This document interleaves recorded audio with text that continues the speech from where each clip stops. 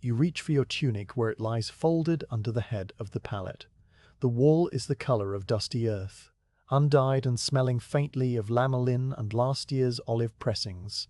You pull it over your head, and the weight settles on your shoulders like a familiar second skin. Next come the sandals, simple strips of cowhide that wrap around your ankles and tie with a thong. You pull the leather tight without hurry, feeling each loop settle into the grooves worn by many mornings, exactly like this one. There is no lamp to light. Your fingers know the shape of the knots by memory. When you stand, your body moves through the gloom toward the low doorway, drawn by the cooler current of air that pushes in from the outside. You pass through the doorframe, a wooden lintel so low that you bow your head without thinking, and step into the pre-dawn yard. The yard is a wide open space of beaten earth, rimmed by dark shapes of storerooms and animal pens. Overhead the sky is still thick with stars, though a faint paling along the eastern ridge suggests the night is beginning to thin. The air smells of dry dust and rosemary bushes growing along the wall, a sharp, clean scent that clears your head. Other workers emerge from the long barrack building, one by one, each a dim silhouette moving with the same sleepy slowness. Nobody speaks. Words at this hour would feel too heavy, too sharp against the soft quiet. Instead there is a chain of small sounds. The creak of leather, the whisper of wool rubbing against wool, the tap of a wooden staff on the ground. You walk to a wooden rack near the barn where the empty harvest baskets are stored. The baskets are wide and shallow, woven from split willow branches that are faded to a silvery tan. You take one and settle it against your left hip, feeling the slight curve of the rim press against your ribs. The basket is light, its weight barely noticeable, but you will know its presence for the entire walk. The group gathers at the head of the farm track without any signal. It is simply that everyone knows to move when the darkness begins to loosen. You fall into place among them, your sandals finding the familiar ruts of the cart road.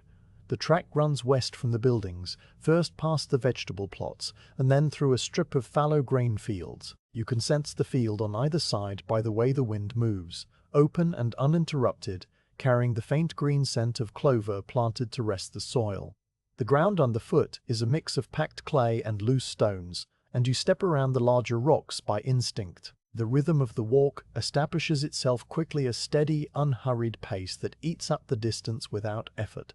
For a long while there is nothing to do but walk and breathe and listen to the chorus of footsteps around you, a soft pat-pat that blends into a single continuous murmur. To your left, the eastern sky is changing. The deep black gives way to a band of charcoal grey, and then a narrow streak of something that is not yet color, but a thinning of the darkness, like water soaking into dry cloth. A few stars still hang in the west, stubborn sparks that refuse to fade. The track curves gently and passes through a stand of old fig trees, their bare winter branches making a dark lace against the brightening sky. As you walk under them, a night bird calls from somewhere high in the branches, 3 descending notes that repeat after a long pause. You do not look up. You just register the sound as part of the morning, as familiar as your own footsteps.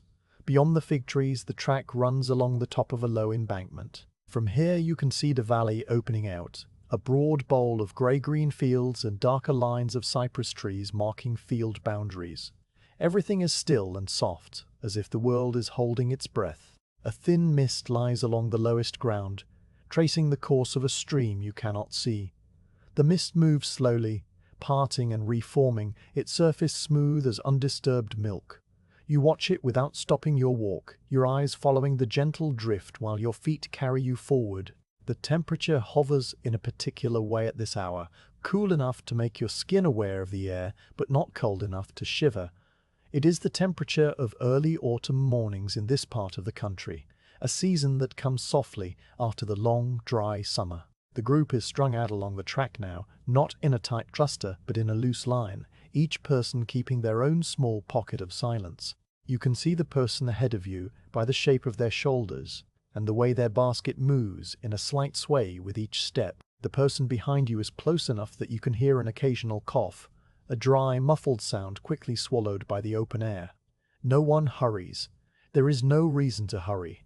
The olives will still be on the trees when you arrive, and the sun will still rise in its own time. The work is not a race, but a repeating circle, and you have walked this circle many times. So you walk on, past a boundary stone that leans slightly to one side, past a patch of thorny broom scrub where a small bird darts out and vanishes again. The light grows stronger, spilling over the ridge now in pale gold layers.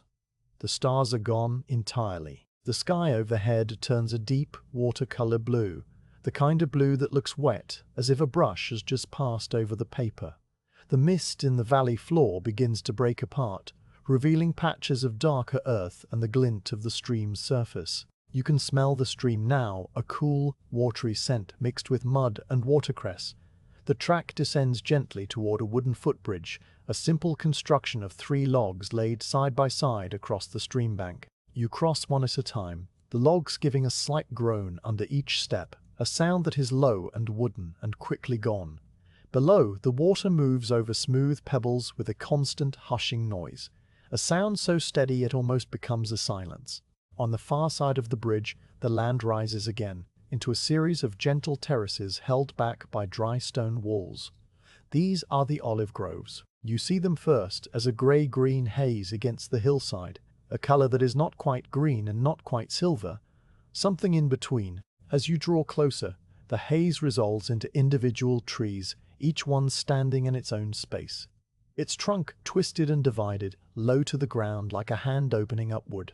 The branches are thick with narrow leaves, and under the leaves hang the olives, countless small dark ovals that you cannot yet see individually, but sense as a general weight on the trees. The air changes as you approach. The clean, open smell of the fields gives way to a sharper, greener fragrance, the smell of olive leaves crushed underfoot, and the faint, bitter perfume of the fruit itself. The track widens into a flat staging area where the cloths and ladders are kept. You set your basket down with the others in a line along the base of a low stone wall. There is a moment of quiet rearrangement as everyone claims a tree or a small group of trees, silently dividing the work by habit. You stand at the base of a large tree, one of the oldest in this part of the grove, its trunk so cleft and furrowed that you could hide your whole hand inside a single crevice. The ground under the tree is swept clear of large stones and weeds, prepared days ago for this very moment. You look up into the canopy, where the first direct light of the sun is just beginning to touch the highest leaves, turning them from grey to a translucent green gold. The olives hang among the leaves on thin stems, some clustered so tightly they look like bunches of dark beads. Around you, the other workers move to their assigned trees. There is the sound of baskets being placed, the rustle of cloth being unrolled, the low murmur of someone speaking a single word to a nearby companion about the readiness of a particular branch. You hear all this as you might hear the stream a constant background texture. Your own thoughts slow down, aligning themselves with the quiet tempo of the grove. You breathe in the new air, which is cool at the bottom and warm near your face, layered in temperature like the mist had been.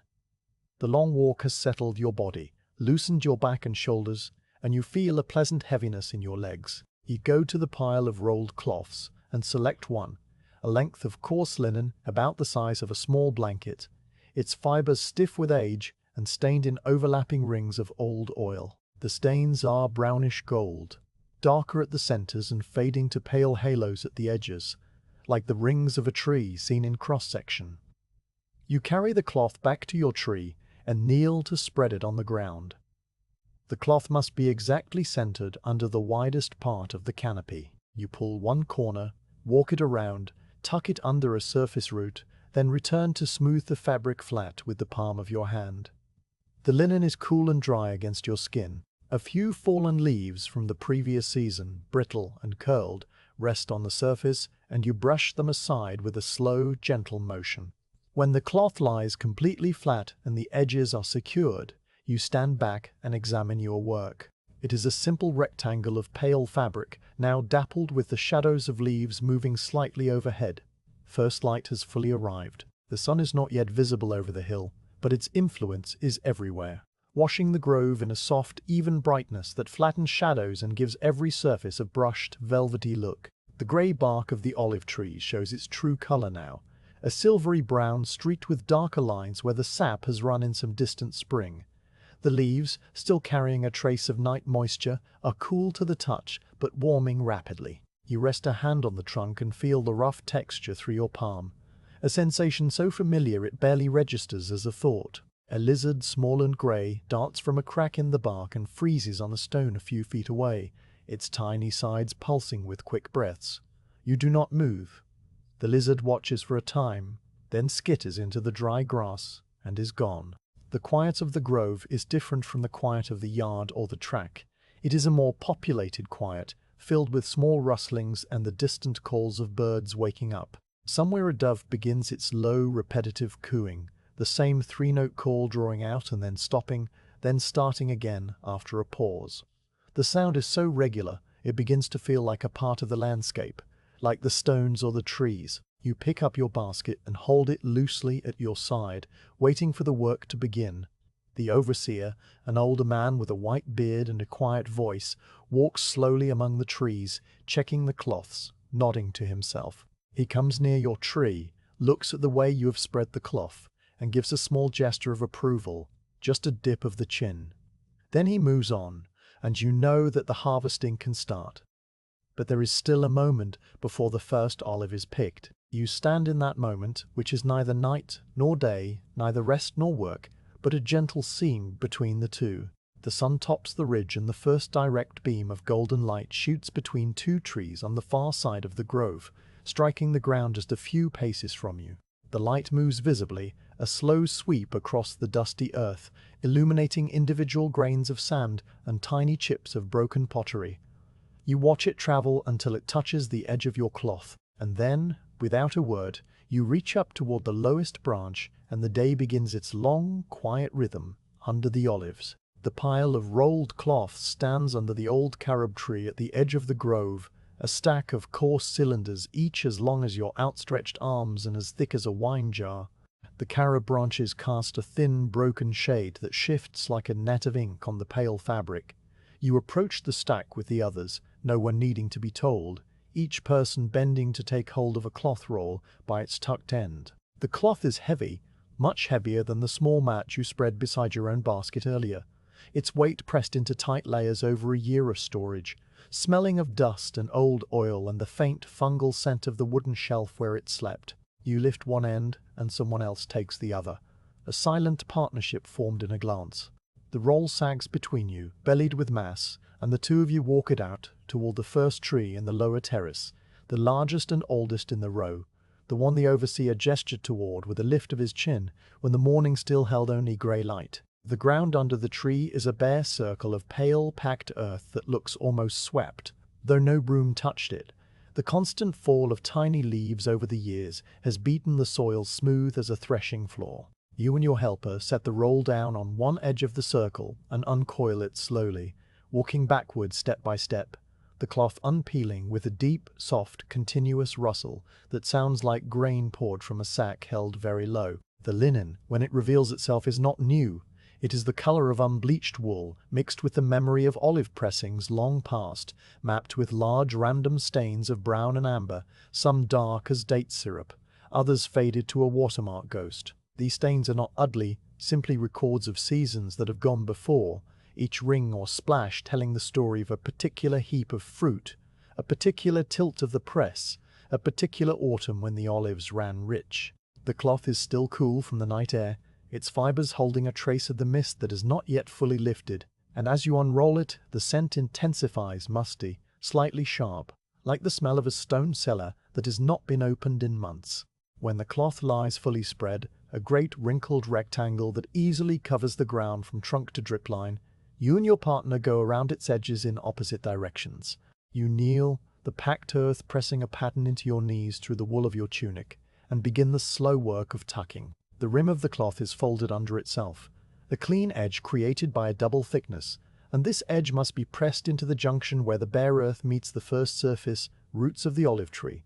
The roots radiate outward like the arms of a sleeping squid, some thick as a man's wrist, others no bigger than a finger, their bark a silvery grey that matches the trunk. You work your fingers under each root, lifting gently, and slide the cloth edge beneath, then smooth the fabric flat with the palm of your hand. The root settles back into place over the linen, holding it secure against any wind, anchoring it so that the cloth will not lift when the olives begin to fall. You move from root to root, tucking and smoothing, the work requiring no thought, only a steady patience and a careful touch to avoid tearing the ancient fabric.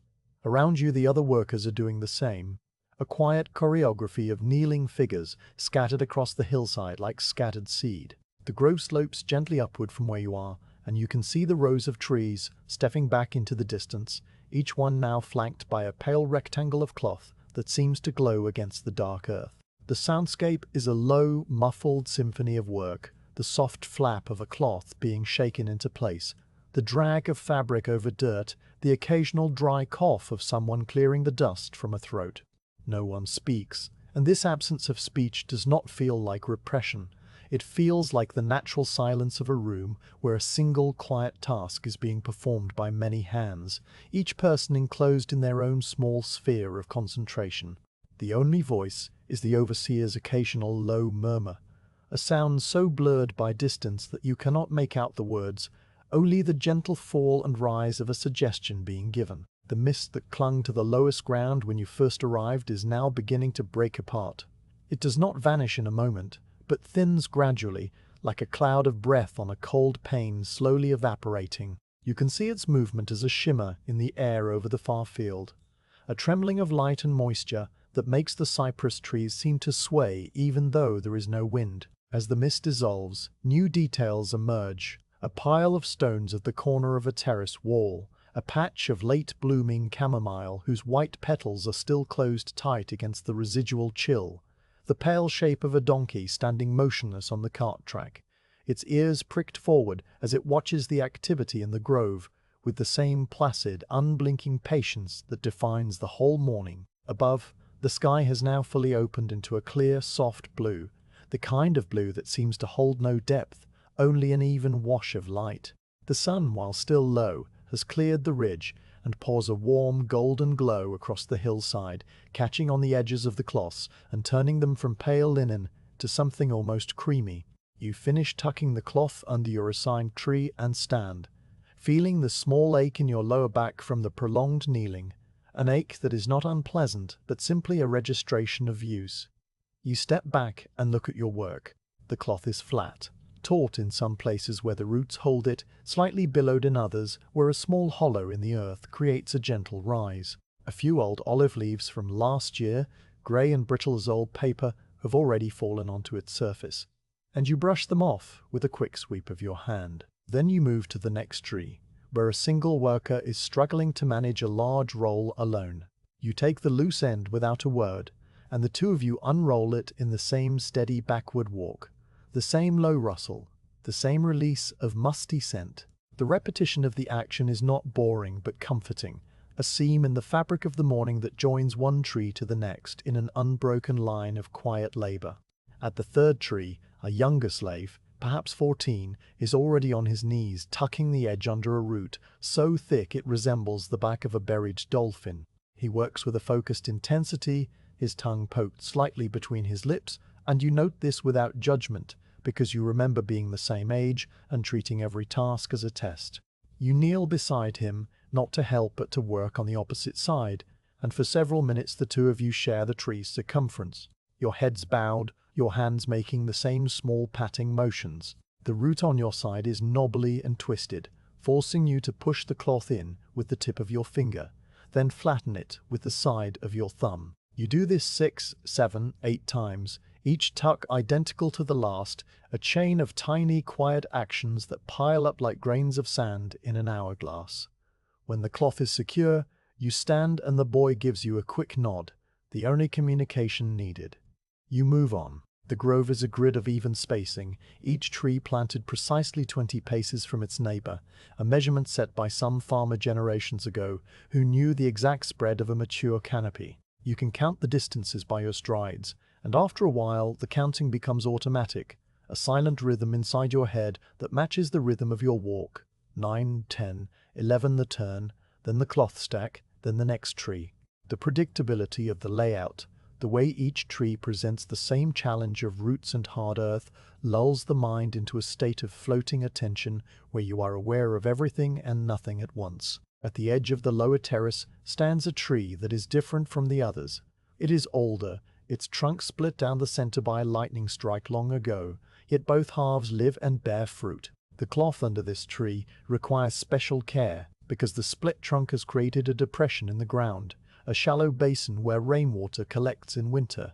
The cloth must be draped over this basin rather than laid flat, so that any olives that fall will roll to the edges rather than gather in the middle where they might rot. You and another worker, a woman with strong forearms and a leather thong tying back her hair, figure this out without speaking. She holds the cloth up while you scatter a few handfuls of loose pebbles into the depression, creating a gentle mound that lifts the fabric.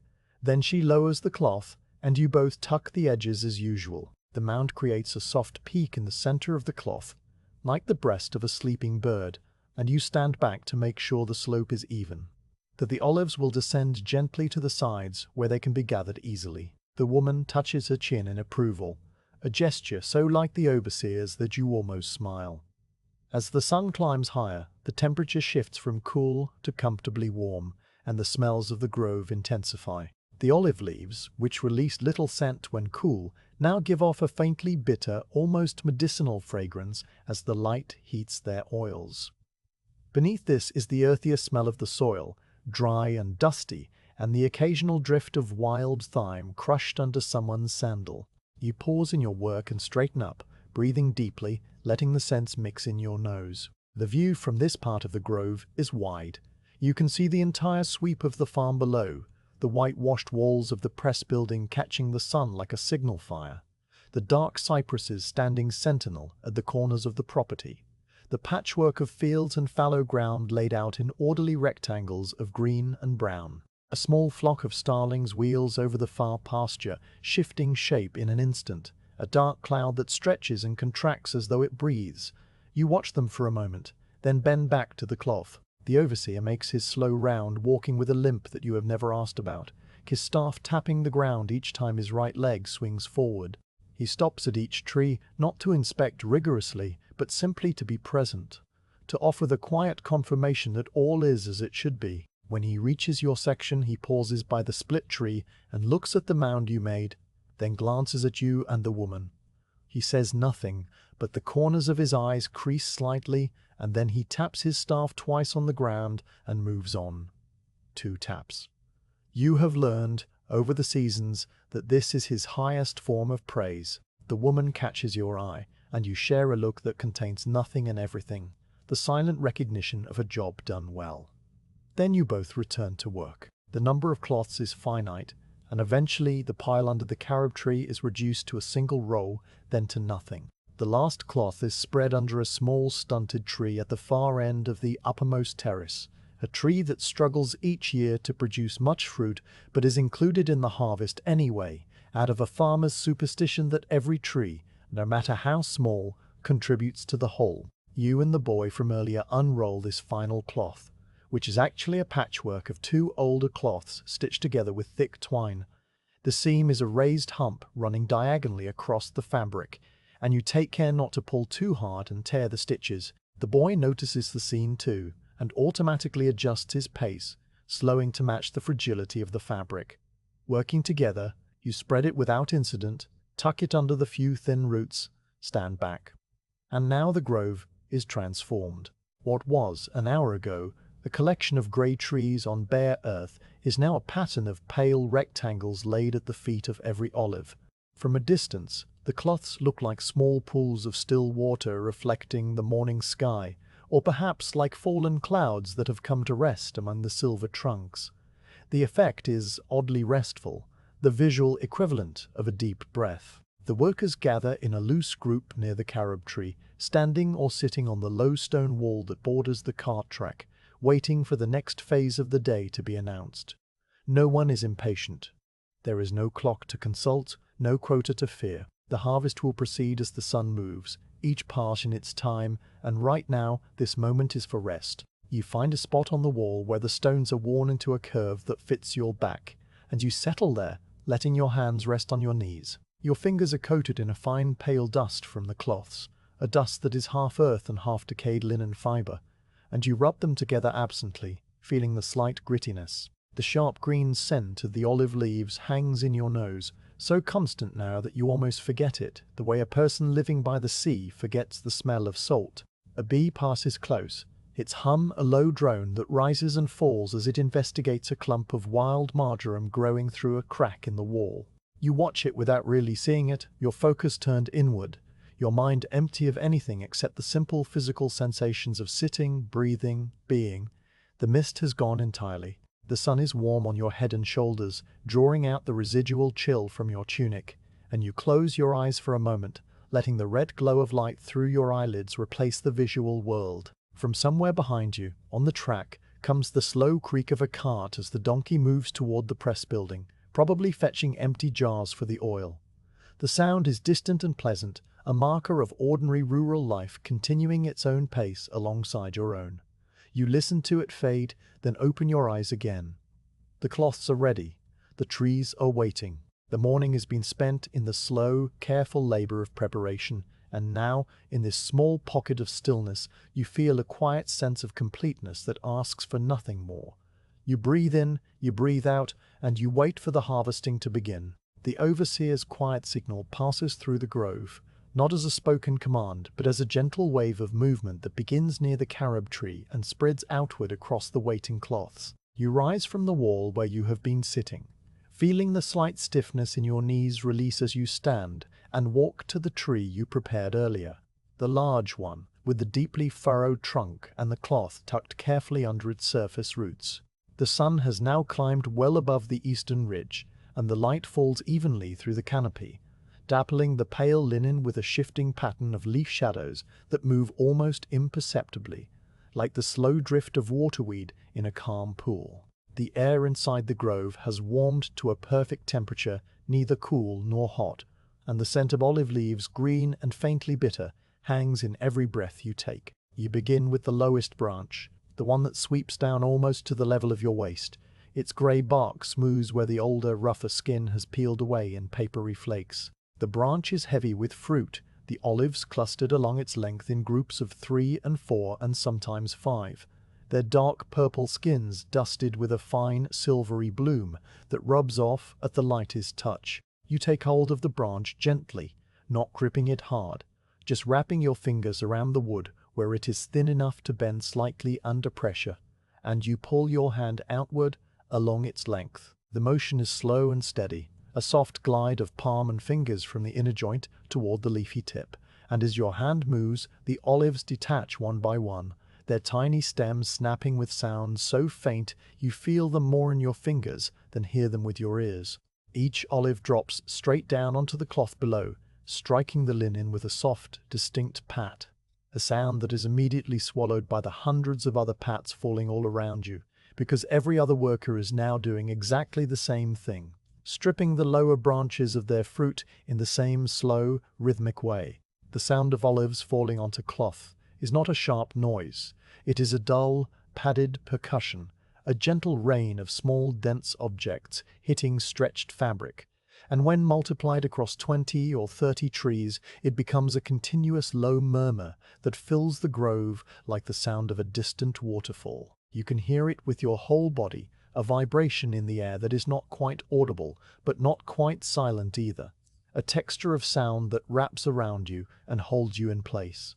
You finish the first branch and move to the next, stepping carefully around the cloth so your sandals do not disturb the edges you worked so carefully to tuck, and you find another low sweep of wood, this one slightly higher, reaching just above your shoulder. You lift your arm and repeat the motion, hand curling around the branch, palm sliding outward, fingers brushing the olives free while your thumb stays lightly against the top of the wood.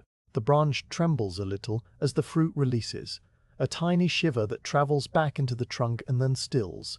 Your hands begin to learn the work, or rather they remember it, because you have done this many seasons before and the body does not forget.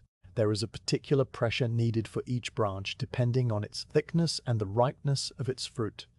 A branch that is thin and whippy requires only the lightest stroke, almost a tickle, and the olives fall as if eager to leave. A branch that is older and stiffer needs a firmer pull, your fingers working behind each cluster and giving a small, precise tug that pops the stems free. The olives come away cleanly when they are ready, leaving behind only a tiny pale scar on the branch where the stem was attached. And you notice this without thinking about it, your mind registering the small detail and then letting it go. You move around the tree in a slow circle, following the sun, and as you work, the pile of olives on the cloth grows from a scattering of individual fruits to a shallow layer that covers the linen in a dark, glossy carpet. The olives are not all the same color, though from a distance they look uniformly dark. Up close you can see the variations. Some are deep purple, almost black, their skins tight and shiny. Others are a mottled green and violet, still in the process of ripening. A few are a pale, waxy green, the late bloomers that will never fully color, but will still yield good oil. The different colors blend together on the cloth into a rich, complex darkness, like the surface of a deep pool at twilight. You kneel occasionally to pick out a small twig that has fallen among the fruit, or a leaf that your hand knocked loose, and you toss these aside onto the bare earth beyond the cloth where they will later be gathered for kindling. The motion of kneeling and standing becomes part of the rhythm, a punctuation mark between branches. At the tree beside yours, the woman with a leather thong in her hair works with a quiet efficiency that matches your own. You can see her through the gaps in the foliage, her hands moving in the same steady glide, her head tilted slightly as she checks each branch before moving on. Beyond her, the younger boy is working more quickly, his energy still, that of someone who has not yet learned that a steady pace outlasts a fast one. And you watch as he stops to catch his breath, his chest rising and falling before he resumes at a slower tempo. The overseer is somewhere further up the slope, his staff tapping the ground at intervals, a sound that drifts down through the trees like the call of a woodpecker. And you know that he is not watching to criticize but simply to be present, a steady point in the landscape that holds everything together. The lower branches of your tree are many, and it takes a long time to work through them all. The olive tree, when you examine it closely, is not a tidy plant, but a tangled architecture of growth, its branches splitting and resplitting into smaller and smaller divisions until the final twigs are no thicker than a feather quill. You follow each main branch out to its end, then work your way back inward, stripping the side shoots as you go, and when you reach the trunk, you move to the next branch and begin again. The pattern is circular and repetitive, a loop that never varies, and your mind settles into it as a boat settles into a gentle current. Time passes without you measuring it. The sun moves a handspan across the sky, and then another handspan, and then it is simply later than it was, and you are still working, still stripping branches, still listening to the soft, continuous patter of falling olives. The physical sensations of the work are many and small. The bark of the olive tree is rough under your palms in some places, and smooth as polished stone in others, and your fingers learn the difference without being told. The leaves, narrow and silver on the underside, brush against your arms as you reach into the interior of the tree, leaving faint white lines on your skin that vanish after a moment. The olives themselves are cool and firm when you touch them accidentally with your fingertips, their skins taut with the moisture the tree drew up from the deep winter soil, and they leave a faint oily residue that begins to coat your hands, not unpleasantly, just a thin film that makes your skin feel softer and slightly slick. The smell of the fruit intensifies as the harvest continues, the sharp green scent of crushed leaf mixing with the richer, rounder smell of the olives themselves. A smell that is grassy and buttery at the same time, like the memory of a meal cooked long ago. A small bird lands on a branch just above your head, a sparrow or a finch. Its feathers are dusty brown that matches the bark so well you almost do not see it. It watches you for a moment with one bright black eye, its head cocked, and then it flies off toward the carob tree, its wings making a dry, whirring sound that cuts through the soft percussion of the harvest. You follow its flight for a second, then return your gaze to the branch in your hand. The interruption is so brief it barely registers, and you are back in the rhythm before the bird has even landed. As you work your way around the tree, you begin to notice the small variations in the fruit from branch to branch. The branches that face south, toward the sun, carry olives that are darker and softer, their skins already beginning to yield slightly when pressed. The north-facing branches hold fruit that is firmer and greener, still tight on the stem, requiring a slightly stronger pull. The branches near the top of the lower canopy, which caught more light than the ones deep inside, are the most heavily laden, their fruit so dense in places that the clusters overlap and hide the wood entirely. You treat each branch differently according to its need, adjusting your touch without conscious thought, and this subtle, constant calibration keeps your mind occupied just enough to prevent it from wandering, just enough to hold you in the present moment, where there is nothing but the tree and the cloth and the sound of falling olives. The cloth under your tree is now thickly covered, a layer of fruit perhaps 2 olives deep across the entire surface, and the weight of them presses the linen more firmly against the earth. The olives in the center of the cloth, where the first ones fell, have begun to warm slightly in the sun, their skins losing the morning chill and taking on a faint, pleasant warmth that you can feel when you kneel to clear a stray twig. You pause for a moment and look down at the harvest, a dark, rich pool of fruit that represents the labor of the past hour, and you feel a quiet satisfaction that does not rise to the level of pride, but simply exists as a calm, steady awareness of work progressing. Then you stand again and reach for the next branch, because there are still more to do and the sun has not yet reached its peak. The lower canopy of this tree is exceptionally large, its branches spreading outward almost horizontally before curving up at the tips, and it takes you longer than you expected to clear it all. You do not mind. The work is not a race. You move to the final section, a cluster of thin, whippy branches that droop almost to the ground on the eastern side, and you kneel to strip them because kneeling is easier than bending for this particular task.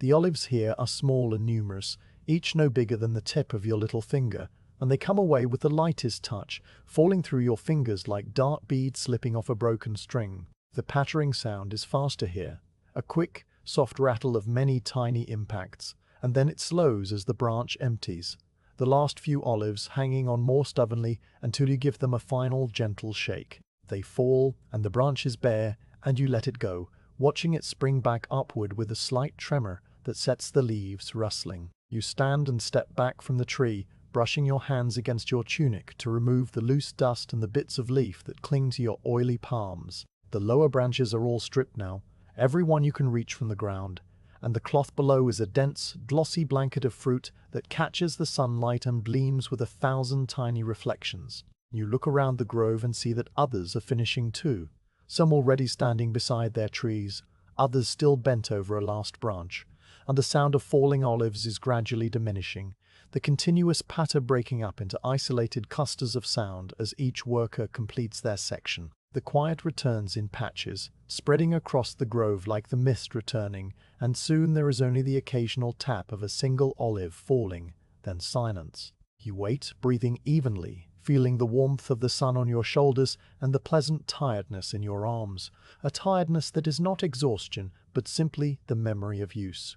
The air is still and calm. Somewhere a dove begins its low cooing again, the same 3 descending notes, and you listen to it while you stand there, letting the moment settle around you. The cloth is full. The lower branches are bare. The morning has moved forward in its quiet, unhurried way, and soon the ladders will come out for the upper work. But for now there is this small pocket of stillness, a space between tasks, and you inhabit it completely, asking nothing more of the day than what it has already given. The ladders are stored not far from the carob tree, laid flat along the base of the terrace wall, where the shade keeps their wood from cracking in the dry months. They are simple things, each made from 2 long poles of cypress wood with rungs lashed between them, using strips of rawhide that have hardened over the years into something like dark, polished stone. You walk to the wall with several others, your sandals scuffing the dry earth, and you select a ladder that is neither the longest nor the shortest, one whose rungs are spaced evenly and whose feet are wrapped in old cloth to prevent slipping. The wood is warm from the sun, but not hot, and it smells faintly of resin, a clean, sharp scent that cuts through the heavier olive smell for a moment. You hoist the ladder onto your shoulder, balancing it with one hand, and carry it back through the grove to your tree, feeling the slight bounce of the long poles with each step. Leaning the ladder into the tree requires a particular care.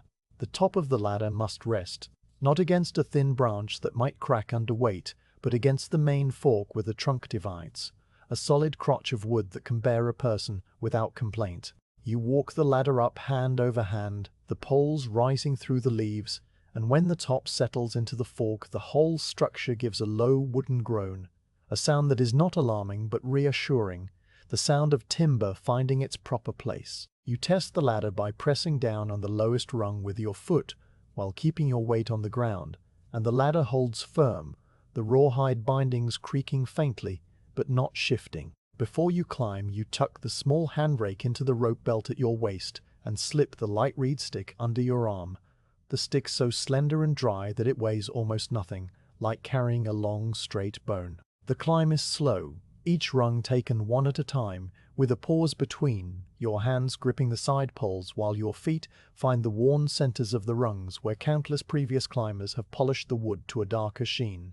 As you rise, the world rearranges itself around you. The cloth below, which moments ago was at your feet, now becomes a distant, pale rectangle seen through a screen of leaves, the dark carpet of olives upon it looking smaller and more orderly, like a mosaic tile set into the earth. The other workers moving among the trees become partly hidden heads and shoulders, their bodies obscured by foliage, and their voices, the few low words they exchange, reach you with a different quality, thinner and more distant, as if the height itself were filtering the sound. The air changes too. It is slightly warmer up here, the sun having heated the upper leaves, and the breeze, which was imperceptible on the ground, now moves gently against your cheeks, carrying the scent of the grove and something else, something open and dry from the hills beyond. You find a comfortable position near the top of the ladder, your hips resting against a rung, your feet planted securely on the rung below, and you pause for a moment to look out. From this height, you can see over the tops of the neighboring trees a rolling canopy of silver green that stretches down the hillside in gentle waves, each tree a slightly different shade depending on its age and the angle of the sun. Beyond the grove, the farm buildings are laid out in their orderly arrangement, the whitewashed press house bright as a signal, the dark squares of the animal pens, the thin line of the cart track running away toward the stream. A plume of smoke rises from the bakery oven near the main house, a pale grey column that leans slightly to the east and then dissipates into the blue. You can see the donkey standing in its paddock, a tiny grey shape no larger than a pebble, and the movement of a few distant figures going about their separate tasks. The view is peaceful and detached, and for a moment you simply look at it, letting your eyes rest on the pattern of the farm before you turn your attention back to the tree. The inner branches that you must now strip are the ones you could not reach from the ground, the dense tangle of growth that forms the middle of the canopy. These branches are thinner on average than the lower ones, more flexible, and they grow at all angles, some reaching upward, others curving outward, a few dropping down through the space where your head now is. You draw the handrake from your belt, a small tool with 4 wooden teeth spaced about a finger width apart, its handle worn smooth from use. The rake is light in your hand, and you lift it toward the nearest cluster of olives, a tight knot of fruit hanging from a branch that angles away from you into the sunlight. You set the teeth of the rake around the base of the cluster, just behind the olives where the stems meet the branch, and you pull gently toward yourself, letting the rake do the work. The olives come away in a small rush, a dozen or more at once, and they fall through the leaves below, striking branches and twigs on their way down, with a series of light, scattered ticks, before landing on the cloth with a soft, collective thump. The sound is different from the direct fall of hand-picked fruit. It is more complex, a small cascade of impacts rather than a single pat, and after a moment it becomes as familiar as the other sounds of the morning. You work your way through the inner canopy methodically, starting near the trunk and moving outward along each branch. The handrake requires a particular rhythm, a pull and a pause, a pull and a pause, each pull stripping a length of branch clean, while the pause lets you reposition for the next cluster. The olives release easily, most of them fully ripe and dark, and they shower down through the foliage in small dark streams that glint briefly as they pass through sunbeams. The rake sometimes snags on a small twig, and you stop to free it carefully, using your other hand to hold the branch steady so you do not break the wood. The tree, old as it is also fragile in its extremities, and breaking a branch means losing next year's fruit. So you work with a slow patience that borders on tenderness, treating each limb as something alive and responsive. The leaves around you brush against your arms and face as you move, and they deposit a fine grey dust that you feel more than see, a faint grittiness on your skin. The smell of the tree intensifies at this height, the green volatile oils released by every disturbed leaf, and you breathe it in with each breath, a sharp, clean, almost medicinal scent that clears the sinuses and makes the mouth water slightly. A bee buzzes past. Its hum loud for a second before it moves on, and you watch it go, a small golden speck disappearing into the bright air. Then you bring your attention back to the rake, back to the branch, back to the steady rhythm. After the inner branches come the outer ones, the ones that reach farthest from the trunk and form the upper dome of the canopy. These branches are too thin and whippy for the hand rake, which would catch and break them, so you set the rake aside, hooking it carefully over a nearby stub of wood where it will not fall, and you take the reed stick from under your arm. The stick is a simple length of dried reed, cut from the stream bank during the winter when the water was low, its surface smooth and shiny with a natural varnish. It is about the length of your arm from shoulder to fingertip, and it bends easily without breaking, making it perfect for the light, tapping work that the uppermost branches require. You extend the reed stick toward the first high cluster, a small group of green-purple olives hanging just beyond your reach, and you give the branch a short, precise tap, a flick of the wrist that sends a vibration along the wood. The olives shiver and release, falling away from the branch in a scattered pattern, some dropping straight down while others glance off leaves and change direction. The sound is a quick, irregular rattle, like a handful of dry beans poured slowly onto a board, and it is followed by the softer, more distant pats of the fruit landing on the cloth below. You tap again, a different cluster on a different branch, and the same sequence of sounds repeats: the flick of reed on wood, the shiver of leaves, the rattle of falling fruit, the soft landing. The pattern is not identical each time, and this slight variation keeps your attention engaged, your ear tuning to the subtle differences in sound that tell you how full the branch was, how ripe the olives, how far they had to fall. The tapping motion is easier on the arms than the pulling of the hand rake, and you settle into it with a sense of quiet comfort. Your wrist does the work. A gentle flick, flick, flick that travels up the reed and into the branch, and your other hand rests on the ladder or on a solid branch for balance.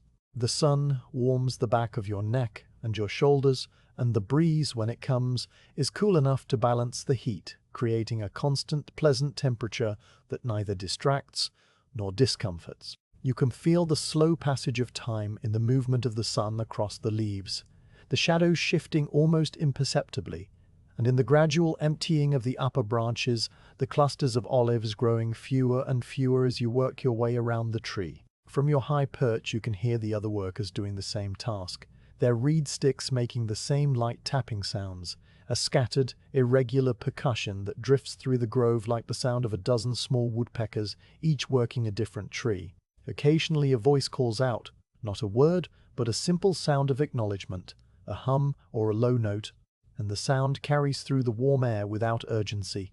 The dove is still cooing somewhere, its call so regular and predictable that it has become part of the background, like the smell of the leaves or the feel of the ladder under your feet. The whole grove is suspended in a slow, peaceful rhythm, the work neither hard nor easy, just steady, moving forward at the pace of the sun. You finish the eastern side of the tree and climb down carefully, moving the ladder to the western side, where a new set of upper branches awaits. The ground feels solid and different after the height, and you take a moment to drink from the small clay flask you left at the base of the trunk, the water cool and tasting faintly of the clay itself. You wipe your mouth with the back of your hand and climb again, repositioning the ladder in the fork, testing it, then resuming your place among the leaves. The western branches are thicker and more tangled, and you spend a longer time with the hand rake here, pulling the clusters free while the sun climbs toward its highest point.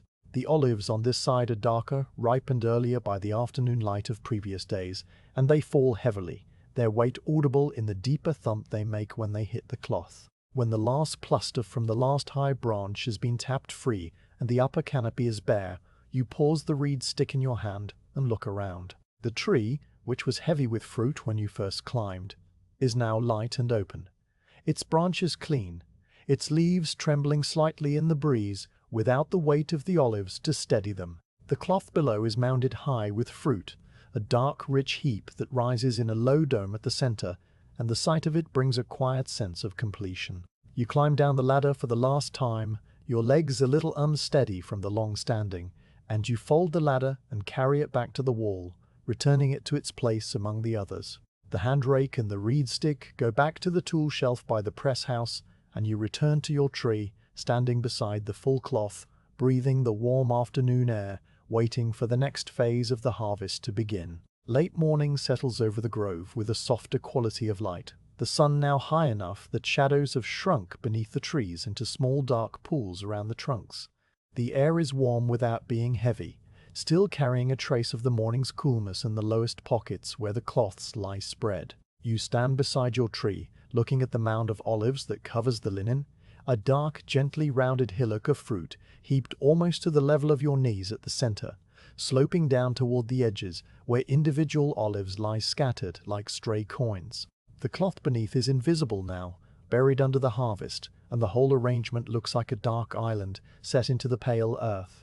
The leaves that fell during the beating of the upper branches add a scattered silver green to the surface, along with small twigs and the occasional broken stem, creating a tapestry of purple, green, and brown. You kneel at one corner of the cloth, the packed earth pressing its familiar pattern into your shins through the wool of your tunic. The others approach your tree without being called, the woman with the leather thong in her hair, and the young boy who worked beside you earlier, and each takes a corner of the cloth. A fourth worker, an older man with a quiet, deliberate manner, joins to take the last corner, and the four of you position yourselves around the cloth, like the points of a square, kneeling or crouching, hands reaching for the gathered hems you tucked under the roots earlier in the morning. The cloth edges, when you pull them free, release with a soft, sucking sound as they part from the roots, a sound of separation that is neither violent nor sad, simply the end of one phase and the start of another. Together, without a signal, you begin to lift the corners, slowly and evenly, tilting the cloth so that the olives start to slide toward the center. The movement is careful and coordinated, each person raising their corner at the same gentle pace, and the olives respond with a deep, rolling rustle, a sound like a wave of dry grain sweeping across a barn floor. The rustle is continuous and low, punctuated by the occasional harder click of an olive striking another, and it fills the air around you as the cloth transforms from a flat sheet into a kind of sling, a shallow bowl of fabric in which the olives gather into a tighter, deeper pile. You adjust your grip on the cloth, feeling the coarse linen strained slightly under the weight, its fibers warm from the sun and softened by the oil from previous seasons.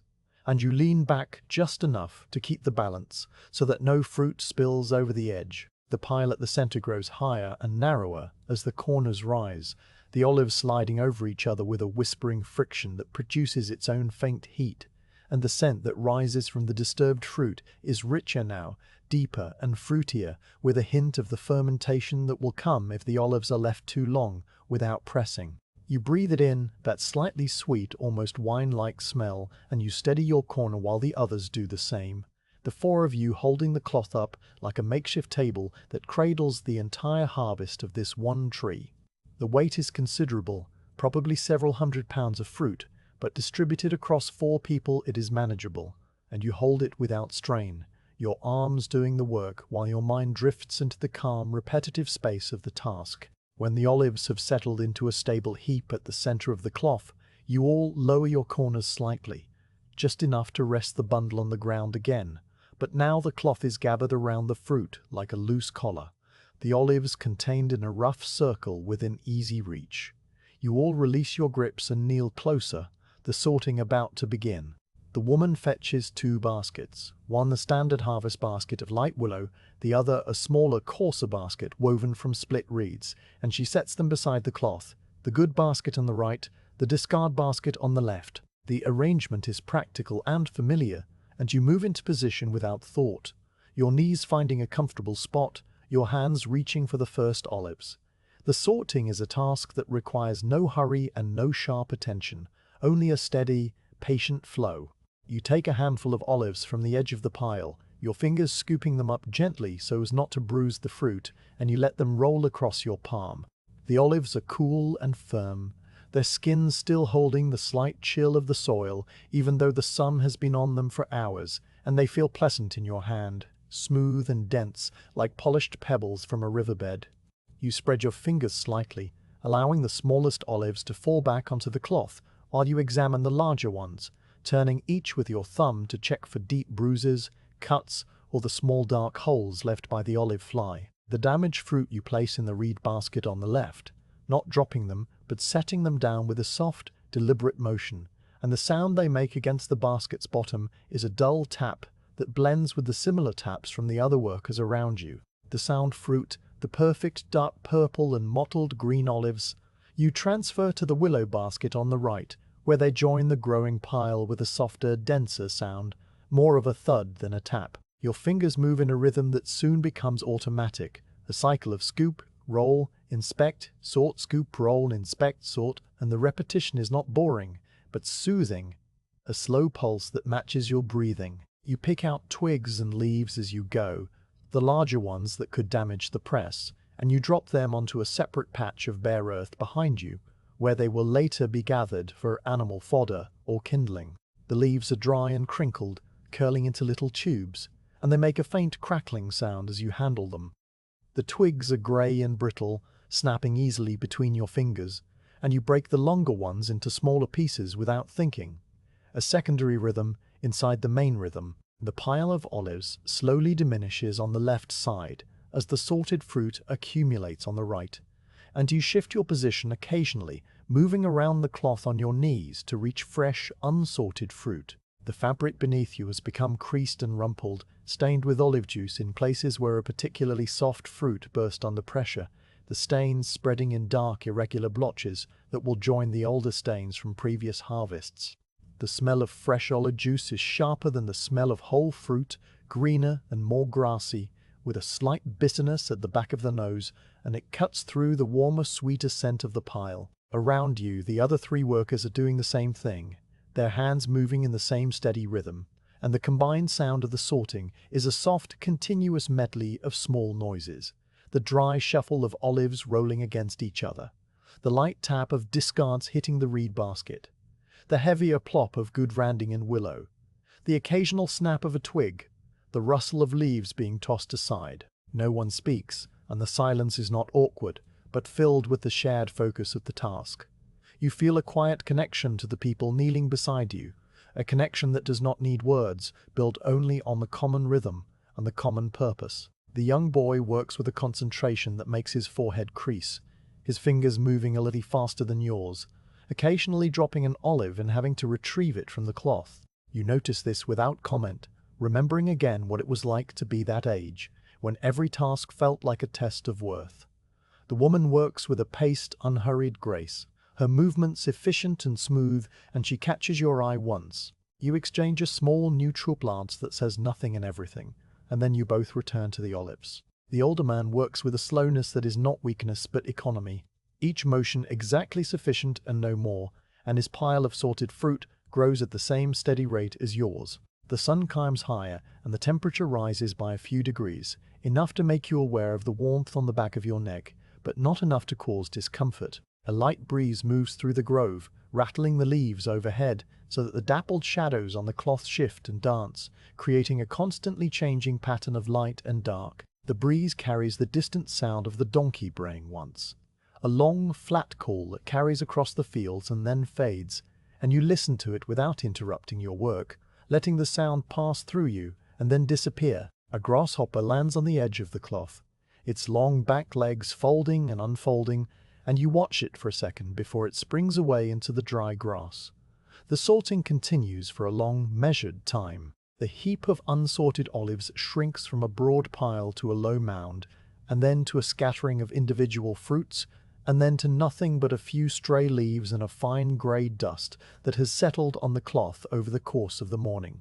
The reed basket on the left is half full with bruised and fly-damaged olives, their skins marked with small blemishes that will not ruin the oil but will make it a lower grade, suitable for lamp fuel or for the kitchen. The willow basket on the right is full to the brim, the good olives piled high in a glossy dark cone that catches the sunlight and gleams with a healthy sheen. You sit back on your heels and stretch your fingers, which have become slightly stiff from the prolonged repetitive motion, and you flex them a few times to restore the circulation. The others straighten up as well, each in their own time, and the silence shifts from a working silence to a resting silence. The cloth, now empty, is gathered up by the woman and the boy, who shake it out carefully to remove the last bits of debris. They fold it loosely, not into a tight roll, but into a manageable square, and they carry it to the growing pile of used cloths near the carob tree. You remain by the baskets, looking at the sorted fruit, and you feel a quiet sense of completion, the kind that comes not from finishing something grand, but from finishing something small and necessary, a single step in a long chain of steps. The older man picks up the reed basket of discards and carries it toward the cart track, where a separate collection will be made for the lower grade pressing. You lift the willow basket of good olives, testing its weight, and you settle it against your hip, ready for the first walk to the press. The grove around you looks different now than it did in the early morning. The cloths are mostly folded and gone, leaving only the bare circles of pale earth under each tree, and the trees themselves, stripped of their fruit, appear lighter and more open, their branches reaching upward with a kind of relief. The sun is approaching its zenith, and the shadows are at their shortest, the landscape flattened by the overhead light. The air is dry and warm, smelling of dust and thyme, and the fading green scent of the harvest. You stand there for a moment, the basket heavy against your side, and you look back at the tree that has occupied your whole morning. It stands there quietly, its bark silver in the light, its leaves stirring slightly in the breeze, and it looks exactly as it did when you first arrived, as if nothing has happened, as if the work you did was only a dream. But the weight of the basket tells you otherwise, and you turn toward the cart track, ready to carry the fruit to the next stage of its long, slow transformation. The willow basket settles against your hip, with a weight that is at once familiar and newly heavy, the good olives from your tree filling it to a gentle dome just above the rim. The basket is the same one you carried empty to the grove before dawn, but now it is a different object entirely, transformed by the load it bears into something solid and purposeful. You shift it slightly, finding the place on your hip bone where the curved rim fits without digging, and when the balance is right, you begin to walk, your sandals finding the cart track with the same automatic step that brought you here hours ago. The morning has moved on, and the light is now a full golden midday brightness that washes the color out of the sky and makes the shadows short and dark. The air is warmer, carrying the first hint of the afternoon heat that will build over the next few hours, but for now it is still pleasant, still bearable, still just another part of the day. The cart track unrolls before you like a ribbon of pale dust, its surface beaten smooth by years of hooves and wheels and sandaled feet. The rosemary and thyme that line the path on either side release their oils as you brush past, and the scent rises in a small cloud around your ankles, sharp and herbal, mixing with the dust you kick up with each step. The dust is fine and pale, almost white in the direct sun, and it puffs up around your feet in little swirls that settle back onto the track as you pass. You breathe it in without thinking, the dry, clean smell of the earth itself, a smell that has been part of this valley since long before you arrived, and will remain long after. The basket sways gently with your stride, a slight side-to-side motion that becomes part of the rhythm of walking, and the olives inside make no sound, packed as they are so tightly together, only the occasional soft shift as the pile resettles. The path from the grove to the press slopes, gently downward at first, a barely perceptible grade that you notice only because your steps feel slightly easier, your body leaning forward just a fraction more than it did on the flat ground. On either side, the fields lie in their autumn quiet, the grain having been harvested weeks ago so that only the stubble remains, a pale gold bristle that catches the light in long sweeping lines. A few poppies, late bloomers, dot the stubble with spots of red, and you notice them as you pass, little bright points in the tan landscape, there and then, gone behind you. The rosemary bushes give way to thyme as the path descends, the smaller ground-hugging plants sending up their warm, slightly peppery fragrance when your sandals graze them, and the combination of rosemary and thyme and dust creates a particular perfume that you will smell on your clothes tonight when you settle onto your pallet. The walk is about 800 paces, a distance you have measured many times without ever counting, your legs knowing it as surely as your lungs know the rhythm of breathing. It takes the time it takes, neither hurried nor slow, and you move through it in the same state of quiet attention that has marked the whole morning. Your mind does not wander to other places or other times. It stays here, on the track, on the basket, on the sun on your shoulders, on the dust rising around your feet. The sound of your own footsteps is a steady, soft scuff, scuff, scuff, joined by the more distant sound of other footsteps on the track ahead and behind. Because you are not the only one making this journey. Other workers are carrying their own baskets. Some ahead of you, some behind. A loose procession strung out along the track in a broken line that moves at the same shared pace.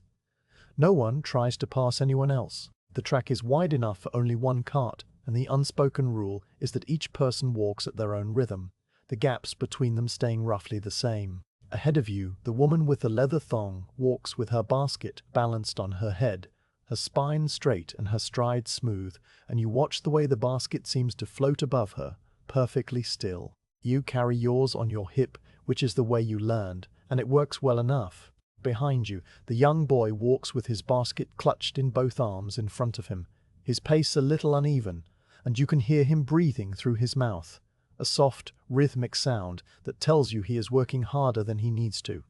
You do not turn to look, you just listen, and after a while his breathing steadies as he finds his pace. The older man who worked the cloth corners with you is somewhere in the middle of the line, and you can tell it is him by the particular dry cough he gives every few hundred paces, a cough that is not illness, but simply the clearing of dust from a throat that has known many harvests. The path flattens as you approach the bottom of the slope, and the rosemary and thyme give way to a stretch of bare, packed earth, where the track crosses a patch of poor, stony ground. Here the dust is thicker and finer, rising higher around your ankles with each step, and you narrow your eyes slightly against it without breaking stride.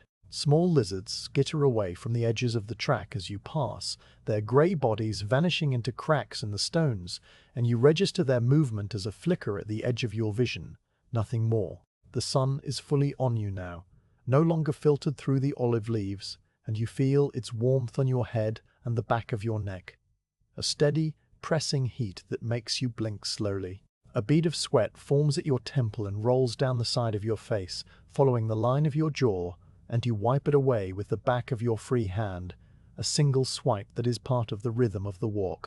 The press building comes into view as you round a gentle bend where the track passes between two old cypress trees, their dark, narrow forms standing like sentinels at the edge of the working yard.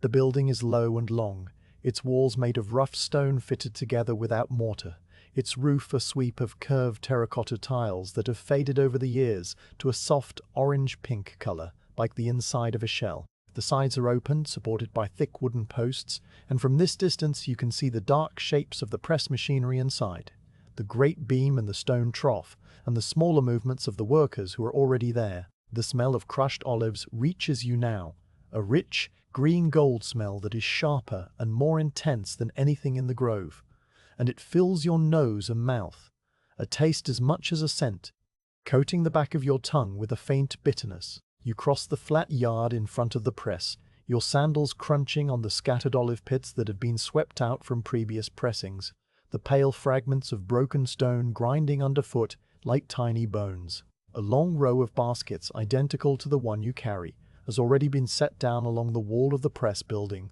their dark contents gleaming in the shade. You walk to the end of the row and lower your basket carefully, bending your knees to set it down without spilling, and when it rests on the packed earth, you straighten up and feel the release of weight, a lightness on your hip that is almost like floating.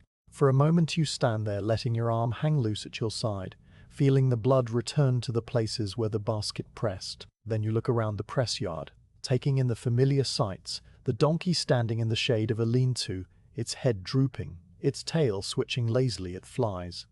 The pile of olive paste from yesterday's pressing, now a dark, dry cake being broken apart by another worker with a fork. The clay-settling vats lined up against the far wall, their surfaces streaked with the pale green gold of fresh oil. A worker sits on a low stool near the row of baskets, a clay shard in one hand and a sharpened stick in the other. As you watch, he makes a mark on the shard, a simple scratch that joins a row of similar scratches, each one representing a basket delivered. He looks up at you briefly, his face neutral, his eyes holding the same calm, unhurried expression that everyone wears today, and he gives you a small nod that you return. The tally mark is made. Your basket is counted. The first load is delivered and the first trip is complete. Without any delay, you turn away from the press, pick up your now empty basket, and begin the walk back to the grove. The return journey is different in texture. The basket swings lightly from your hand, its weight negligible, and you feel almost buoyant without the load of fruit. The pace is the same, but the sensation in your body is of release, of ease, and your stride opens up slightly, eating the distance back up the gentle slope with a relaxed, swinging gait. The track is the same track, lined with the same rosemary and thyme, dusty in the same places, but you notice new things on the way back because you are facing the opposite direction. The view, which on the way down was of the press building and the valley beyond, is now of the grove climbing the hillside, the silver-green canopy of the olives set against the pale blue sky, the dark dots of the other workers moving among the trees. A hawk circles high overhead, its wings motionless riding a column of warm air, and you watch it for a while, its slow, effortless turning matching the slow, effortless rhythm of your walk. You pass the young boy, who is now on his return trip as well, his empty basket held in front of him like a shield, and he gives you a quick nod as you pass. You pass the older man, who was stopped at the side of the track to pour water from a clay flask into his cupped hand, drinking with a slow, deliberate care. You pass the patch of broken ground where the lizards live, and you see one of them sunning itself on a flat stone, its tiny sides pulsing with rapid breaths, its eye a bright black bead that watches you without alarm. You pass the stony stretch and the thyme and the poppies, and then you are climbing the last gentle slope into the grove, the shade of the carob tree falling across the track like a dark curtain, and you step through it into the cool green light under the leaves. At your tree, the cloth is still folded and set aside, the ground bare, the branches stripped. But other trees are still being harvested, and there are more baskets waiting to be filled from the piles that other sorters have prepared. You do not return to the same tree. The rhythm of the work has moved on, and the next load you will carry is from a different cloth, a different pile, sorted by different hands. You find a full willow basket already set at the edge of a tree, waiting for someone to take it, and you pick it up, testing the weight, finding the balance on your hip, and then you are walking again, back down the track toward the press, the dust rising around your sandals, the rosemary and thyme releasing their scent, the sun warm and steady on your shoulders. The second trip is very like the first. The load is the same weight, the basket the same shape, the track the same distance. Your body settles into the repetition as if into a well-worn groove, and the experience becomes less about the individual details of the walk and more about the continuity of the motion itself. Step, step, breathe, step, the basket swaying, the dust rising, the scent of herbs, the distant sound of the press machinery now audible as a low, grinding hum that you can feel through the ground as you approach. You set the basket down in the row, which has grown longer, the baskets now stretching along the wall in a double line. The tallyman makes another mark on his shard, a scratch that looks exactly like all the other scratches, and you exchange another silent nod. Then you turn, pick up the empty basket, and walk back. By the third trip, the sun has moved past its zenith, and the heat has become a more present force. The dust on the track is hotter now, and it rises higher, powdering your shins and the hem of your tunic with a fine grey coating. The rosemary and thyme are wilting slightly in the heat, their leaves curling, and their scent is fainter now, less sharp, as if the heat has pressed it down into the plants. You walk a little more slowly on the uphill return, not from tiredness, but from a natural adjustment to the warmth. A slight slowing of the pace that matches the slowing of the day. The other workers have adjusted too, and the gaps between you and the track are larger, the procession stretched thinner as each person moves at their own heat-adjusted pace. The hawk has vanished from the sky. The lizards have retreated into their cracks. Even the grasshopper is silent. You make the fourth trip in a state of calm, floating attention that borders on a trance. The walk has become so familiar now that your body performs it without any instruction from your mind, and your thoughts, which have been quiet all morning, become quieter still, until there is almost nothing in your head but the immediate sensations of the moment.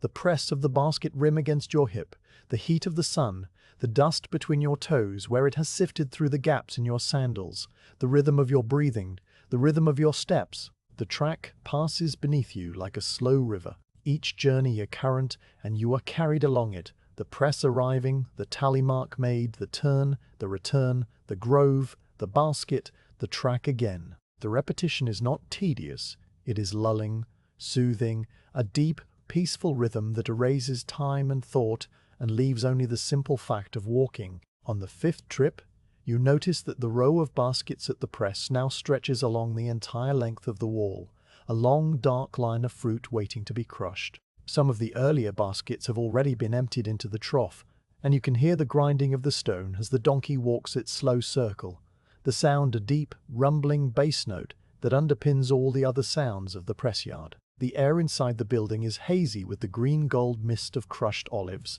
and the workers moving around the trough are coated in a fine spray of oil and paste, their arms glistening. You set down your load, receive your tally, and turn away, already reaching for the empty basket that will carry you back up the hill. By the sixth trip, the track has become a thing you know in your bones. Every slight rise and dip, every patch of loose stone, every bush of thyme that leans a little too far into the path and brushes your leg. You have walked this distance so many times today that the space between the grove and the press has collapsed in your mind into a single continuous experience, a loop with no beginning and no end. The basket lifts, the track unrolls, the press arrives, the basket lowers, the tally scratches, the basket lifts again. You pass other workers, and you no longer nod. You simply register their presence as a part of the landscape, like the cypress trees or the stones. They register you in the same way. The shared work has created a shared silence, a collective trance that holds everyone in the same slow, steady rhythm. The heat of the afternoon reaches its full strength as you make the seventh trip, and you pause on the return leg to drink from the clay flask you refilled at the press cistern. The water is cool from the deep storage, and it tastes of minerals and clay, and the faint memory of the rain that fell last winter. You drink slowly, letting the water coat your throat, and then you pour a little into your cupped palm and wipe it across the back of your neck, the coolness spreading for a moment before the heat reclaims it. You look up at the sun, which is now past its peak, beginning its slow descent toward the western hills, and you know without counting that the trips are nearly done. The piles in the grove are shrinking, the baskets fewer, the tally marks on the shard growing closer together as the final loads come in. The eighth and final trip for your section of the harvest is lighter than the others, the basket not quite full, the last gleanings from a small tree at the edge of the terrace. You carry it down the track with the same steady pace, your body tired in a pleasant, diffuse way, your muscles warm and loose from the repeated walking. The press yard is quieter now, the first phase of the crushing already complete, the donkey unhitched and standing in the shade, the trough cleaned and ready for the next batch. You set your basket at the end of the now long row, and the tallyman makes the last scratch on his shard, a series of marks so dense they look like combed wool. He looks at the shard, then at the baskets, and he gives you a nod that is slightly deeper than before, an acknowledgement of the work completed. You nod back, and for a moment you stand there in the press yard, the smell of crushed olives thick and rich around you, the heat pressing down, the quiet of the late afternoon settling over everything. Then you pick up your empty basket, turn and walk back up the track one last time, your footsteps slow and easy, your mind quiet and still, ready for whatever the next stage of the harvest will bring. The stone trough into which the first baskets of olives are poured stands in the center of the press building, a low circular basin carved from a single block of pale grey limestone that was quarried from the hills above the farm long before anyone now alive can remember. The trough is about 10 feet across, its rim rising to the height of a man's knee, and its interior is worn smooth by the grinding of countless seasons, the surface polished to a dull sheen that catches the afternoon light in long, gentle curves. Around the outside, the stone is rough and untouched, marked with the chisel strokes of the mason who shaped it, and in places a thin crust of old oil has accumulated, hardening over the years into a dark, varnish-like layer that fills the tiny crevices. The air around the trough is already thick with the scent of olives even before the first fruit is added, a smell that has soaked into the stone itself, so that even on days when the press stands idle, the trough gives off a faint, pleasant perfume of oil and fruit and thyme. You stand near the trough, your empty basket set aside, watching as the workers who unload the willow baskets begin to tip the olives into the basin. The pouring is done carefully, not in a single great rush, but in a steady, measured stream, the fruit sliding from the baskets with a soft, tumbling sound, a dense rustle that is deeper and heavier than the sound of falling leaves. The olives pile up in the trough, a dark, glossy mound that rises quickly and then settles, the top olives rolling down the sides of the pile to find their level. The color in the stone basin is deep purple and black, dotted here and there with the occasional green fruit that escaped the saucers, and the surface of the pile gleams with a faint, oily sheen under the diffused light that filters through the open sides of the building. When enough baskets have been emptied, the pile fills the trough to within a handspan of the rim, and the workers step back, their pouring done for now. The donkey is led out from the shade of the lean-to, its halter a simple plate of hemp that is darkened with sweat over the months, its eyes calm and unblinking. It is a small, sturdy animal, grey as the trough itself, with a white muzzle and long ears that swivel forward and back as it takes in its surroundings. The donkey knows this work as well as you do, having walked the same circle more times than anyone could count, and it moves without resistance, stepping into place beside the trough where the harness waits. The harness is a broad leather collar padded with wool, and it is attached to a vertical wooden axle that rises from the center of the basin, passing through a hole in the millstone above. The axle is old oak, dark and smooth, and it turns on a bronze socket set into the bottom of the trough, a socket that must be greased every few days with a smear of tallow to keep it from squeaking. A worker checks the harness, adjusts the collar, and pats the donkey's neck once. A soft, thudding sound of affection, and then the signal is given, not a word but a gentle click of the tongue, and the donkey begins to walk. The millstone begins to turn. It is a massive wheel of stone, carved from the same grey limestone as the trough, about 4 feet in diameter and a foot thick, its edge rounded and smooth. The stone stands on its edge, not on its face, and as the donkey walks its slow circle, the axle turns and the stone rolls over the olives in the trough, crushing them against the basin floor, with a pressure that is immense and steady and unhurried. The sound that begins is a low, grinding rumble, a noise that is less heard than felt, a vibration that comes up through the packed earth of the floor, through your sandals, through the bones of your feet, and it settles in your chest like the deep note of a distant drum. The grinding is continuous, one long, unbroken note that rises and falls slightly as the stone encounters thicker or thinner patches of fruit. But it never stops, never pauses, and it fills the press building with a deep, enveloping hum that muffles all other sounds.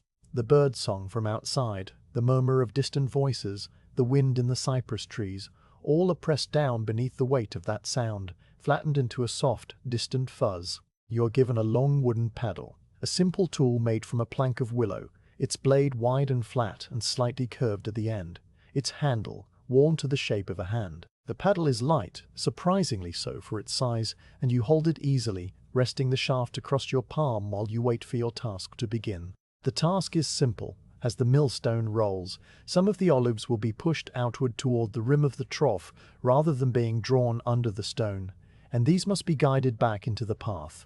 You stand at the edge of the basin, your paddle held ready, and you watch the slow movement of the stone, the steady plod of the donkey, the gradual transformation of the fruit. For the first few circuits, the olives are still whole, and the stone rolls over them with a sound that is more cracking than grinding, a sharp, brittle noise of pits splintering and skins bursting. You see the fruit flatten under the stone's edge, the dark flesh spreading outward in a burst of juice, and then the stone passes on, and the crushed remains begin to mix with the uncrushed olives around them. A fine mist of oil rises from the point of crushing, so fine that it is barely visible, just a faint, greenish haze that shimmers for a moment and then dissipates into the air. You breathe it in, the sharp, grassy scent of fresh olive juice, and it tingles in your nose and at the back of your throat, a clean, biting perfume that cuts through the heavier, mustier smells of the old building. The donkey walks on, its pace exactly the same with every step, a slow, measured plod that never varies. Its hooves, small and neatly trimmed, make a soft, dull thud on the packed earth, a sound that falls just after the grinding rumble, a secondary beat in the rhythm of the press. The animal's head nods with each step, its ears flicking occasionally at a fly, its tail switching across its flanks in a lazy, automatic motion. You watch the donkey for a while, its steady, mindless progress, and you feel yourself settling into the same rhythm, the same slow, unthinking pace, your paddle moving only occasionally to push a stray olive back toward the center.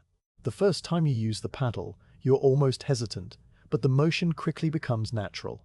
You lower the blade into the trough, sliding it under a small cluster of olives that have escaped to the outer edge, and you push them gently, smoothly, back toward the stone. The paddle moves through the olives with a soft, sloshing sound, a wet, heavy noise that is entirely different from the dry rustle of the sorting, and you feel the weight of the fruit against the wood, a dull, resisting pressure that yields slowly. You lift the paddle again, letting the excess juice drip from the blade back into the trough, and then you wait, patient, for the next cluster to form.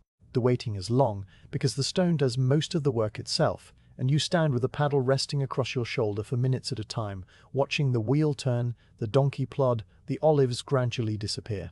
The sun moves across the open side of the building, a slow creep of light that comes in through the gaps between the wooden posts and falls in long, golden bars across the floor.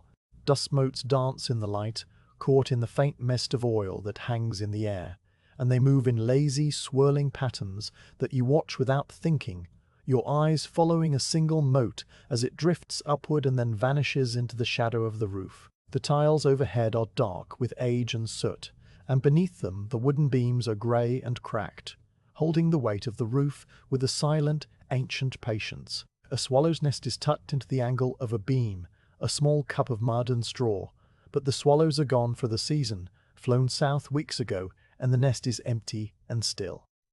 Time passes differently in the press building.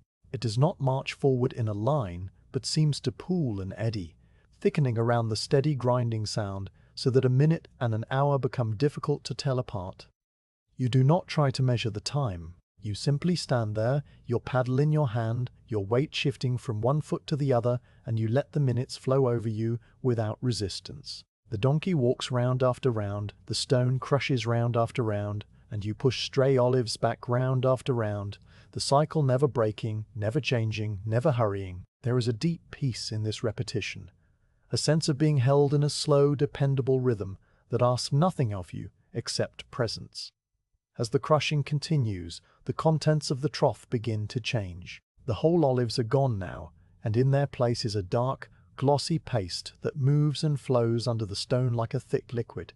The paste is the color of crushed blackberries, deep purple with flecks of lighter brown where the pits have shattered into small, sharp fragments. The smell changes too, from the sharp, grassy scent of fresh fruit to a richer, rounder, more buttery fragrance, a smell that is warm and deep and fills the whole building with a sense of nourishment. The paste clings to the millstone, coating its edge in a dark, shining band that rotates slowly with the stone, and it spatters the rim of the trough with tiny dark dots that harden quickly into a crust.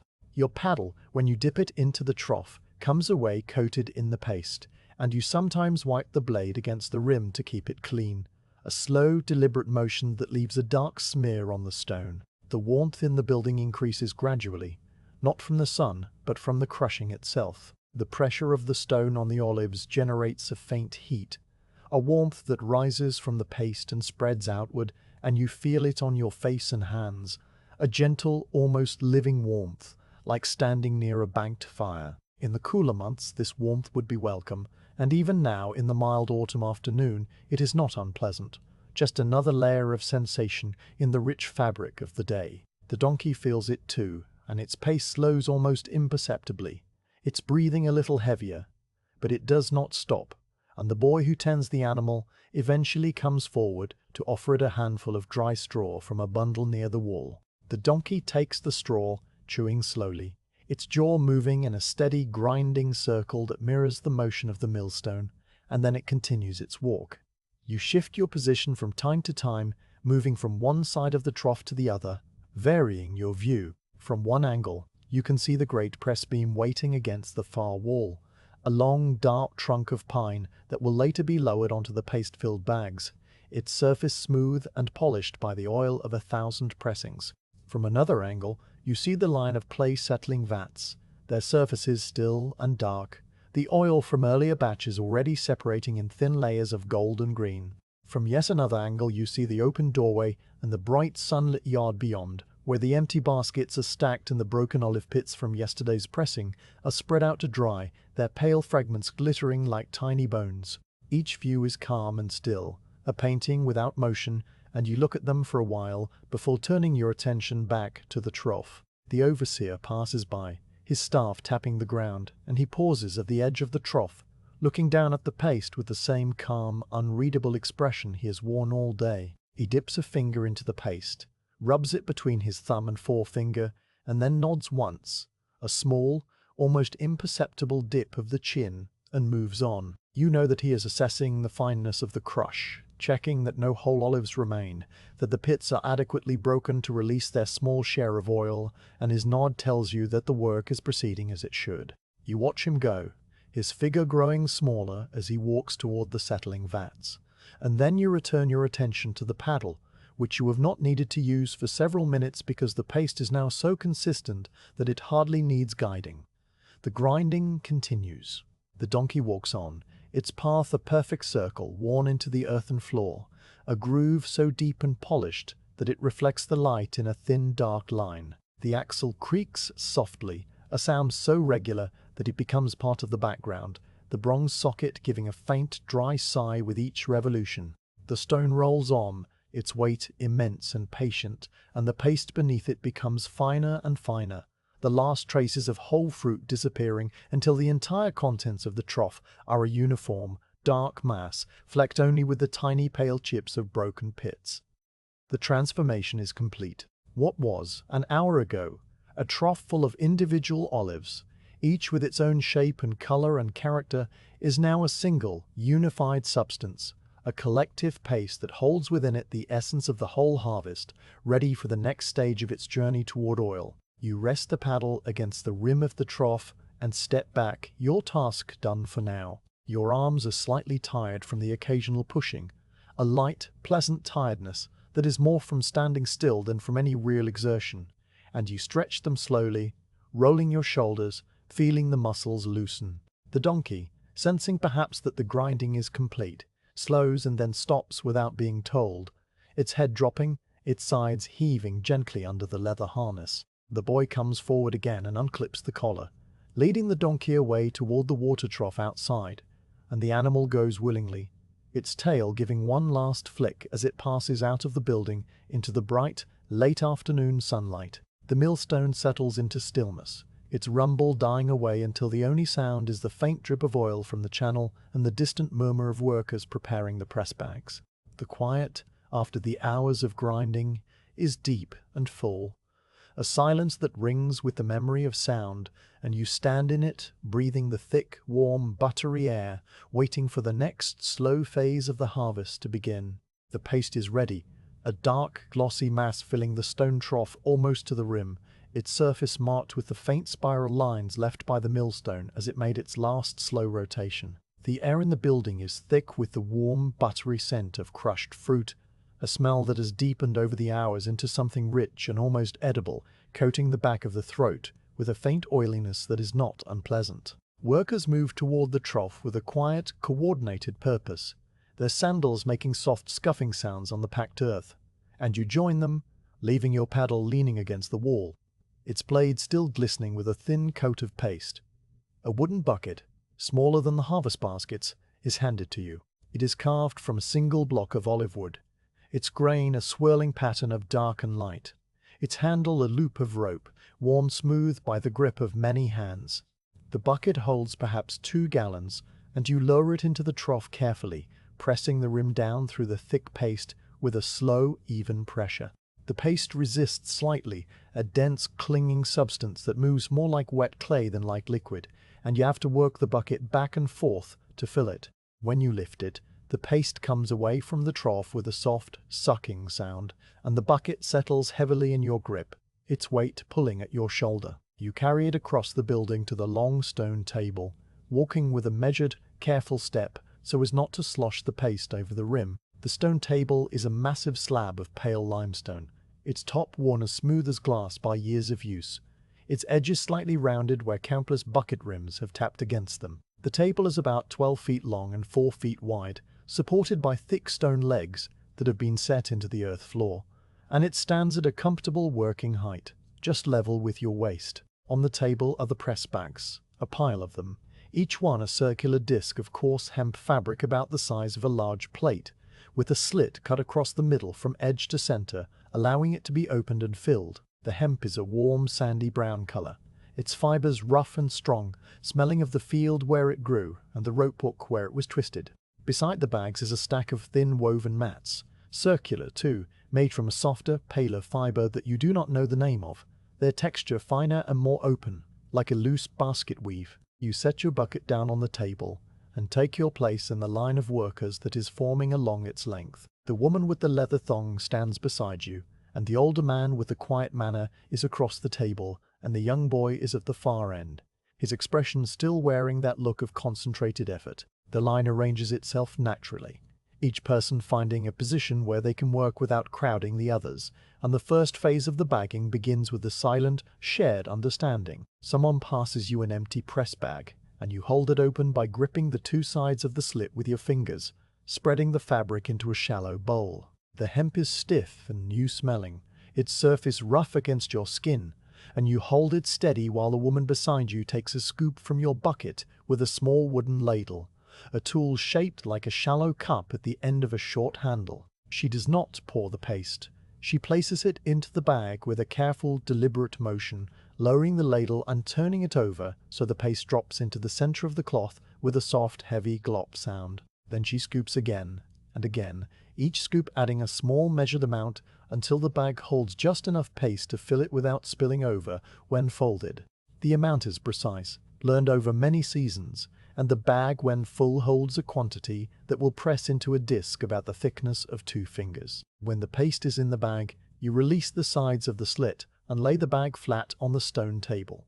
The paste inside settles under its own weight, spreading into an even circular layer that follows the shape of the fabric. You fold the top flap of the slit over the paste, tucking it neatly into the gap, and then you smooth the folded edge with the heel of your palm, pressing it down so the package becomes a flat, even disc. The disc is soft and pliable, like a cushion stuffed with wet grain, and when you lift it with both hands, the paste inside shifts slightly, a slow internal movement that you feel through the hemp. The disc is then handed to another worker who stands at the press frame, waiting to stack it. The process repeats. You hold another bag, the woman scoops, you fold, you smooth, you hand it off. The rhythm of it is different from the rhythm of the harvest, or the crushing faster but still unhurried, a gentle, steady cadence of scoop and fold and pass. The ladle dips into the bucket with a soft, wet sound. The paste drops into the bag with its low glop. The hemp rustles as you fold, your palm whispers across the fabric, and the disc is transferred to waiting hands. Around you the other pairs work in the same quiet way, and the combined sounds of the work weave together into a soft, percussive texture, like rain on a cloth roof. The boy, standing further down the table, has partnered with the older man, and you notice that his folding technique is improving. He has stopped pressing too hard and making the paste bulge at the edges. He works more slowly now, his movements matching the pace of the group, and the older man gives him a single short nod that contains more approval than any words could. You see this from the corner of your eye, and it passes through your awareness without interrupting your own work. A small, quiet moment of someone learning something in the slow, patient way of the press house. The bucket empties eventually, and you carry it back to the trough to refill it, walking the short distance across the building with the empty bucket swinging lightly at your side. The trough is still full, the paste dark and motionless, its surface already beginning to form a thin skin where the air touches it. You fill your bucket again and return to the table, and the work continues. The pile of empty press bags on the table shrinks as the discs are formed, and the stack of woven mats beside them also begins to diminish, because with every disc that goes to the press, a mat must also go. One mat placed between each disc to keep them separate and allow the oil to flow freely. The mats are carried by a young woman whose only task is to walk from the table to the press and back, delivering the mats in time with the discs, moving with a light, quick step that is the fastest motion in the entire building, but still unhurried, still calm. The press frame stands against the far wall, a massive structure of oak and pine that seems to grow out of the earth, its beams as thick as a man's body and dark with age. At its center is the press bed, a flat, circular platform of stone about 3 feet across, with a shallow lip around its edge to catch any oil that might seep sideways before finding the channel. The channel itself is a groove carved into the stone, leading away from the bed and toward the settling vats, and its surface is slick with the oil of previous pressings, a dark, shiny path that gleams under the light from the open doorway. Above the bed, suspended by heavy ropes from the ceiling beam, is the great press beam itself, a whole trunk of pine that has been shaved square on 4 sides, its end resting in a massive wooden bracket, waiting to be lowered.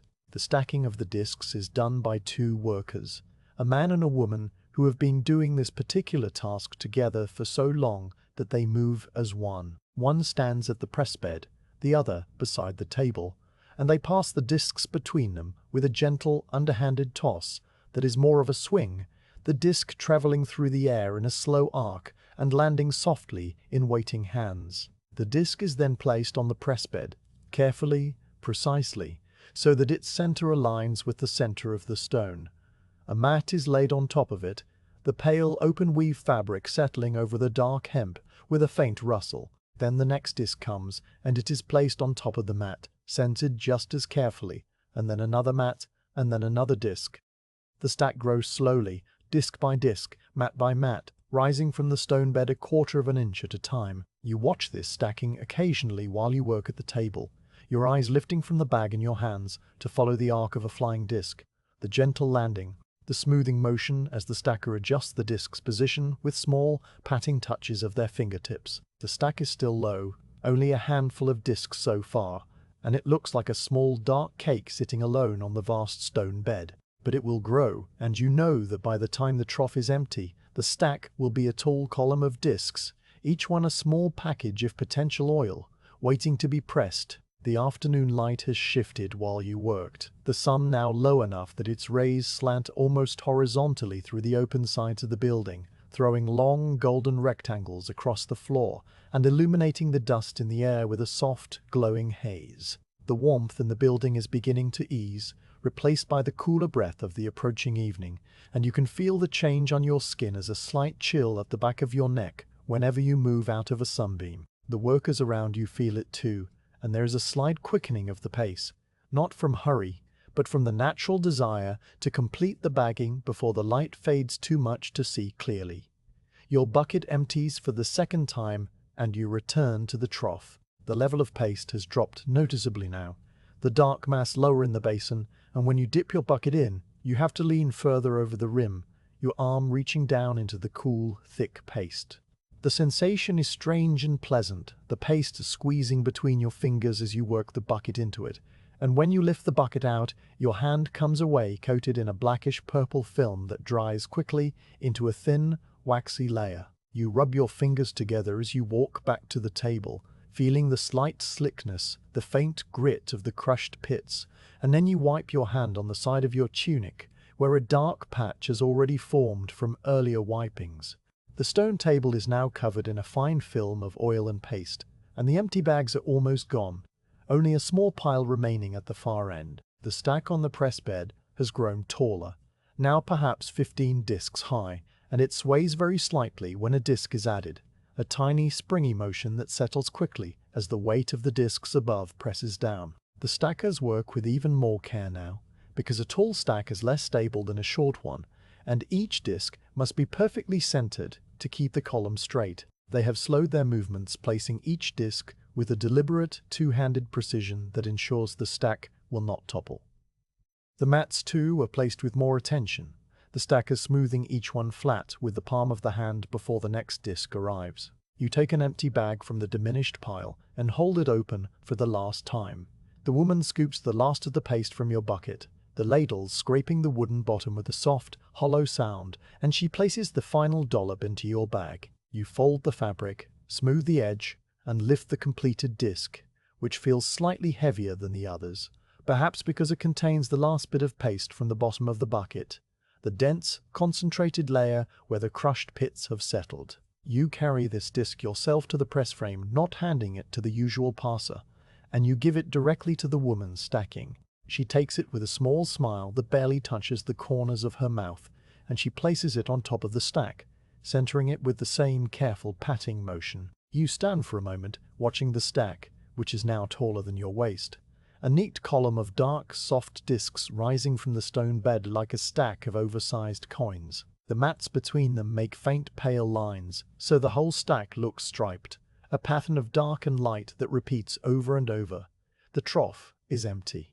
The paste is all in bags. The stacking continues with the discs made by the other workers at the table, and you return to help by carrying the remaining discs from the table to the press. There are only a few left, and you make the short walk back and forth several times, the discs balanced on your open palms, their weight a soft, warm pressure. Each time you place a disc on the stack, the height increases slightly, and the stackers have to reach higher to position the next one. The boy who has finished his own bagging comes to help, and he holds the stack steady with both hands while the final discs are added, his arms braced, his face serious. The last mat goes on top of the last disc, a pale woven circle that completes the column, and then the stackers step back, their work done for now. The stack stands at perhaps 30 discs, a column of hempen paste that reaches almost to the level of your chest. It is perfectly straight, each disc exactly aligned with the one below, the whole thing a testament to the slow, patient care of the stackers. The press bed beneath it is ready, the channel cleared, the settling vat positioned at its end, and the great beam above hangs in its ropes, waiting. The building is quieter now, the sounds of the ladle and the bucket and the rustling hemp replaced by the soft, anticipatory silence of a task nearly complete. The workers gather around the press frame, standing or sitting on the low stone ledge that runs along the wall, their faces calm and tired, their hands resting in their laps. The light outside is turning gold and pink as the sun drops toward the hills, and the day is moving into its final, slow phase. You find a place to sit, your back against a cool stone block, and you look at the stack, the tall, quiet column of potential oil, knowing that the pressing will begin soon, when the moment is right and the overseer gives the quiet signal that will set the great beam in motion. The great beam hangs above the stack of discs, suspended from the ceiling timbers by two thick ropes of twisted hemp that pass through iron rings set into the wood. The beam is a whole trunk of pine, stripped of its bark and shaved square on four sides, its length perhaps 20 feet from end to end, its weight so immense that it took 6 men to lift it into place when the press was first built. The wood is dark now, stained by decades of oil vapor and the slow oxidation of age, its surface smooth and almost waxy to the touch, bearing the faint impressions of the ropes that have held it in the same position for countless pressings. Near its free end, the end that will descend onto the stack, the wood is slightly darker still, polished to a deep, reddish brown by the constant pressure against the pressing block. The beam is still now, hanging motionless in the fading afternoon light, and the silence around it is full of anticipation, a held breath that fills the entire building. The capstans are set into the floor on either side of the press frame, two squat wooden drums mounted on vertical iron spindles that disappear into stone sockets below. Each capstan has 4 horizontal bars protruding from its waist, bars of smooth, dark beechwood that have been worn to a silky polish by the grip of hands over many years. The bars are spaced evenly, pointing outward like the spokes of a wheel laid on its side, and the capstans are connected to the press beam by a system of ropes and pulleys that run through blocks attached to the ceiling. When the capstans are turned, the ropes wind around the drums, drawing the beam downward with a slow, mechanical patience that no human muscle could match directly. The mechanism is old, older than anyone working today, and its operation is a matter of quiet, careful tradition. You stand beside one of the capstans, your hands resting lightly on the bar at your waist level, feeling the smooth, cool wood under your palms. Another worker, the same woman who stacked the discs with such care, stands at the opposite capstan, her hands similarly placed, her face calm and patient. The overseer stands a little way off, his staff held loosely, his eyes moving from the beam to the stack to the settling vat that waits at the end of the oil channel. He gives a small nod, the same slow dip of the chin that has marked every transition in the day, and the two of you begin to push. The capstan bars move easily at first, the rope still slack, the beam still hanging in its harness of hemp. You take small, slow steps. your sandals scuffing the packed earth in a gentle, regular rhythm, and the bars pass through your hands as you walk, each bar arriving, being gripped, being pushed, and then released as you reach for the next.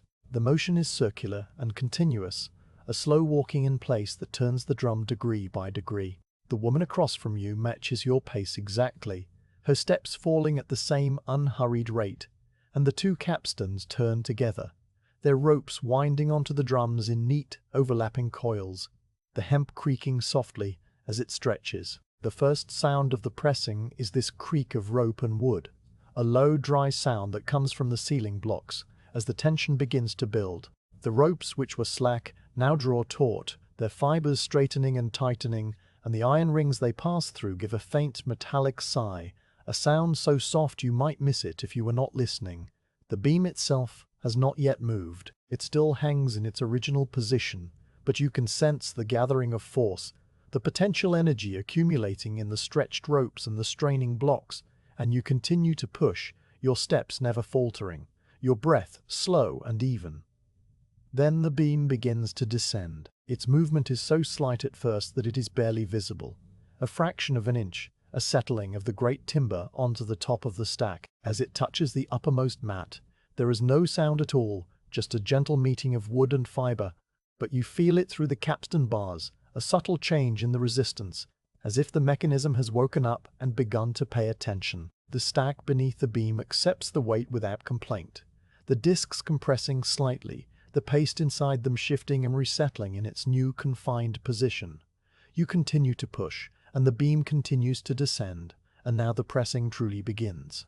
The first drops of oil appear at the base of the stack, welling up from between the lowest disc and the stone bed, with the slow, glistening patience of spring water rising from underground. The drops are tiny at first, no bigger than lentils, and they catch the golden light from the open doorway, each one a small, perfect dome of cloudy green-gold liquid. They hesitate at the edge of the stone for a moment, as if uncertain, and then they spill over into the carved channel, merging into a thin, continuous trickle that runs down the groove toward the settling vat. The sound of the flowing oil is the quietest sound in the building, a faint, whispering trickle that is half liquid and half air, a sound that reminds you of a very small stream passing over smooth pebbles in the cool of the evening. You pause in your pushing, as the rhythm requires, because the pressing is not a single continuous application of force, but a series of gentle advances, each followed by a pause to let the oil seep out. The pause allows the paste inside the discs to release its oil slowly, the channels within the crushed fruit opening under steady pressure and then closing again when the pressure stops advancing. If you were to lower the beam too quickly, the oil would be trapped inside the paste, unable to escape, and the yield would be poor. So you wait, your hands still resting on the capstan bar, your breathing slow and calm, and you watch the oil trickle into the settling vat while the stack settles and adjusts under the beam's weight. The settling vat is a large clay jar, wider than a man's arms can reach, set into a hollow in the earth floor so that its rim is level with the stone channel. The jar is old, its terracotta surface mottled with the dark stains of 1,000 oil batches, and its interior is coated with a fine, smooth slip that prevents the oil from soaking into the porous clay. The oil that runs into it now is a pale, cloudy color, a green-gold emulsion that looks almost like honey mixed with water, and it carries within it tiny particles of olive flesh and pit that will slowly settle to the bottom over the coming hours. The surface of the oil in the vat is still perfectly flat, and as more trickles in, it rises without rippling, the level climbing so slowly that you cannot see the movement. Only notice after a while that the level is higher than it was. The woman at the other capstan catches your eye, and she gives a small nod, the same nod that has been passed around the grove and the press building all day, the silent communication of work proceeding as it should. You nod back and begin to push again, taking up the slow walk around the capstan, the bars passing through your hands one after another. The resistance is greater now, the beam pressing down more firmly onto the stack, and you lean into the bar with a steady, even pressure that comes from your shoulders and your back, not from urgency. The capstan turns another few degrees, the ropes wind tighter, and the beam descends another fraction of an inch. The stack responds with a soft internal creaking, the sound of hemp fabric stretching and paste compressing, a sound that is both organic and mechanical, like the joints of a large animal settling into rest. The flow of oil increases slightly after this second advance, the trickle in the channel becoming a more continuous stream, though still slow, still patient. The oil is cloudier now, the pressure having broken open more of the tiny cells within the paste where the oil is stored, and it carries more particles, giving it a thicker, more opaque appearance. The color is remarkable, a deep green gold that looks almost luminous in the fading light, as if the oil itself were a source of light rather than a reflection. The smell of the fresh oil fills the building, cutting through the heavier, mustier scent of the old press with a clean, sharp, almost grassy perfume that makes you breathe more deeply, drawing the fragrance into your lungs as if it were the essence of the entire harvest. You pause again, releasing your grip on the bar and stepping back slightly to rest. Your body is not tired exactly, but the steady, gentle pushing has created a pleasant warmth in your muscles, a looseness that feels good. You roll your shoulders and stretch your fingers, which have become slightly stiff from gripping the bar, and you walk a slow circle around the press to observe the stack from all sides. The discs have compressed visibly now, the tall column of 30 packages reduced in height by perhaps a quarter, the soft, pliable discs of an hour ago, now flattened into firmer, denser layers that press tightly against each other. The mats between them are dark, with oil, their pale color transformed into a deep, wet brown, and the hemp bags are glistening, their coarse fibers coated in a thin, shiny film. The stack is doing its work, surrendering its oil slowly and steadily, and you feel a quiet satisfaction at the sight, the same satisfaction you felt at the full cloth in the grove, the same you felt at the full basket on the track. The overseer approaches the stack, his staff tapping once on the stone floor, and he examines the oil flow with the same careful attention he gave to everything else today. He kneels with a small grunt and dips a finger into the stream of oil, lifting it to his nose and inhaling deeply, then rubbing it between his fingers and watching the way the oil coats the skin. He tastes a tiny drop from his fingertip, his eyes closing for a moment, and then he stands and nods, a deeper nod this time, almost a bow, before he returns to his observation post by the wall. You know that he is assessing the quality of the pressing, the fineness of the crush, the likelihood of a good yield, and his nod tells you that everything is as it should be. You return to the capstan, and the pushing resumes. This third advance is slower than the first two, the resistance greater, and you and the woman move with an even more measured pace, your steps small and deliberate, your breathing coordinated with the movement. The capstan creaks softly, the wood of the bars flexing slightly under the load, but the mechanism is solid and ancient, and it performs its task without complaint. The beam descends another fraction, and another, and the stack gives a low, prolonged groan, a sound that rises from deep within the column of paste and hemp and mat, a sound of compression and release that seems almost alive. The oil flows faster now, a steady, glistening stream that runs down the channel and into the vat with a continuous, whispering murmur, and the level in the clay jar climbs visibly, the pale green gold liquid deepening in color as it accumulates. The rhythm of the pressing establishes itself after this third advance. Push, pause, observe, push again. Each cycle is the same, and yet each is slightly different, because the stack changes with every compression, the paste becoming firmer and drier, the oil flow changing from a stream to a series of thick droplets, the sound shifting from a whisper to a slow, rhythmic drip, drip, drip. You and the woman fall into this rhythm, as if into a shared breath, your movements synchronized without any need for signaling, the two of you pushing and pausing in a slow, quiet dance that has been performed in this building since the press was first assembled.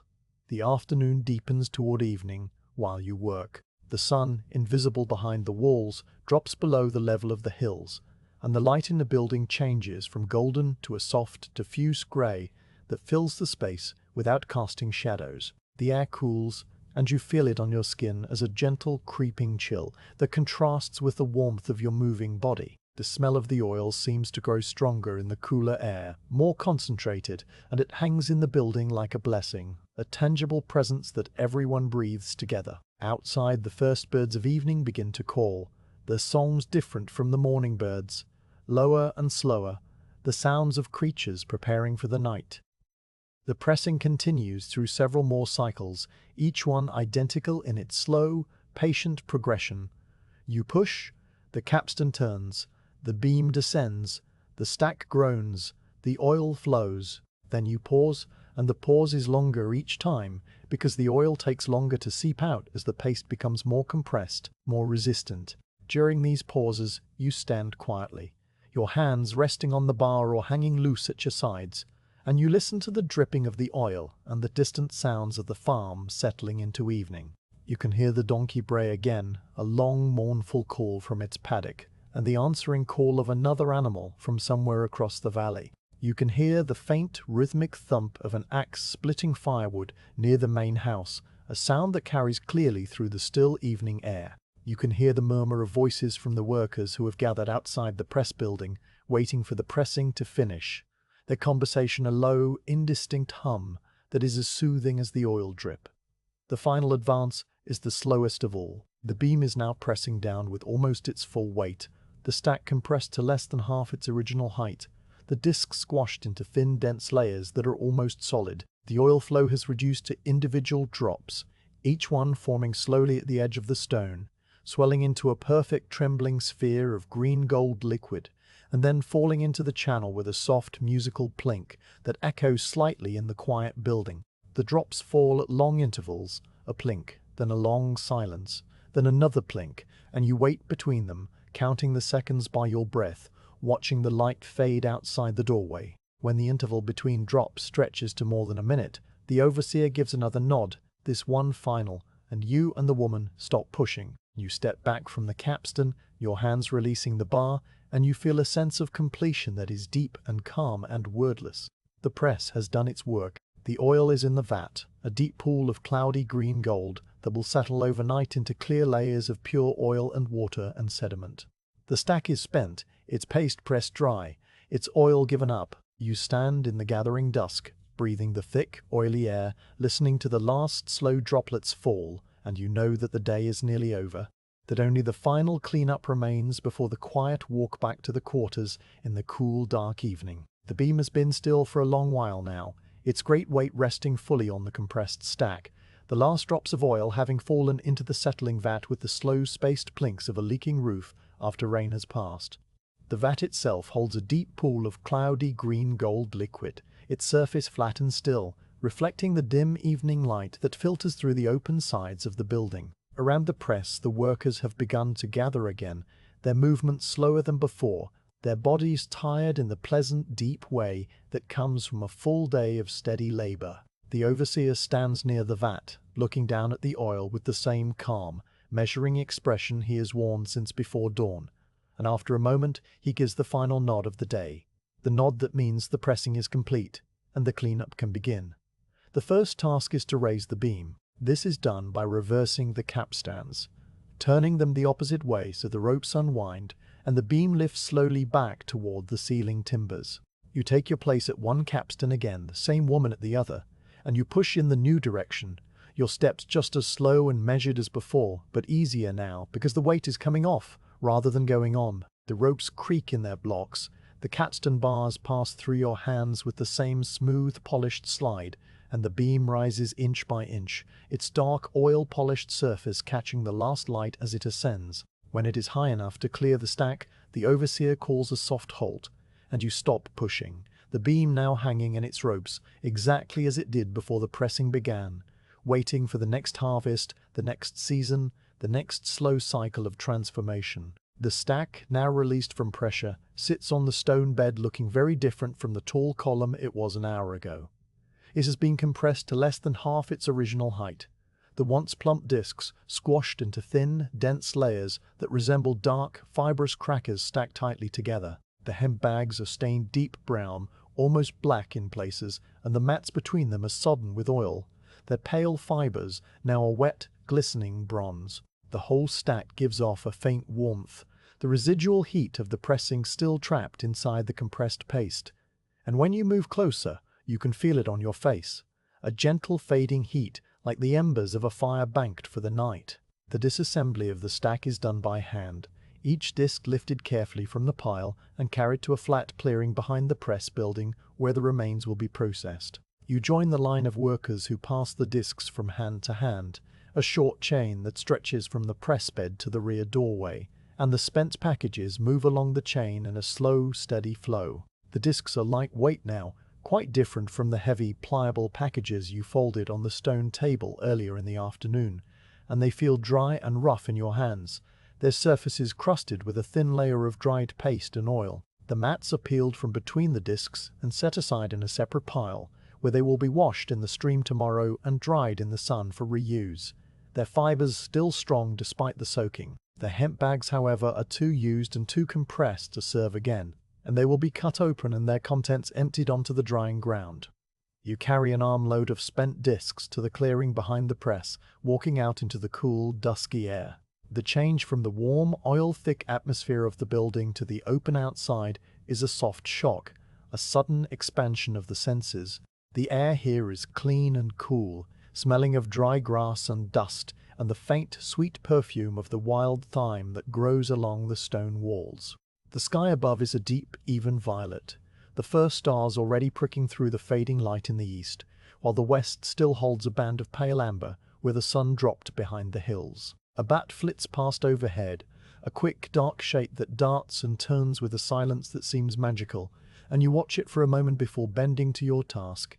The clearing is a flat area of packed earth, swept clean and ready, and here the spent discs are laid out in rows. You take a three-pronged wooden fork, a tool with tines worn thin and sharp by years of raking, and you begin to break apart the compressed discs, working the fork into the layers of paste and fabric and pulling them apart with a slow, steady motion. The paste inside the discs has been pressed into a state you have never seen before, dry and crumbly, almost like old leather left in the sun, and it falls away from the hemp in dark, fibrous chunks that crumble further when you rake them. The sound of the fork working through the paste is a soft, dry crumbling, a quiet, earthy noise that blends with the similar sounds from the other workers scattered across the clearing.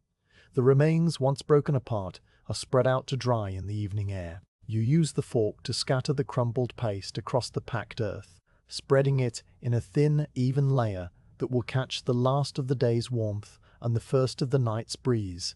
The paste, which held within it the essence of the olives just hours ago, is now a dark, granular material that smells faintly of oil and pits and exhausted fruit.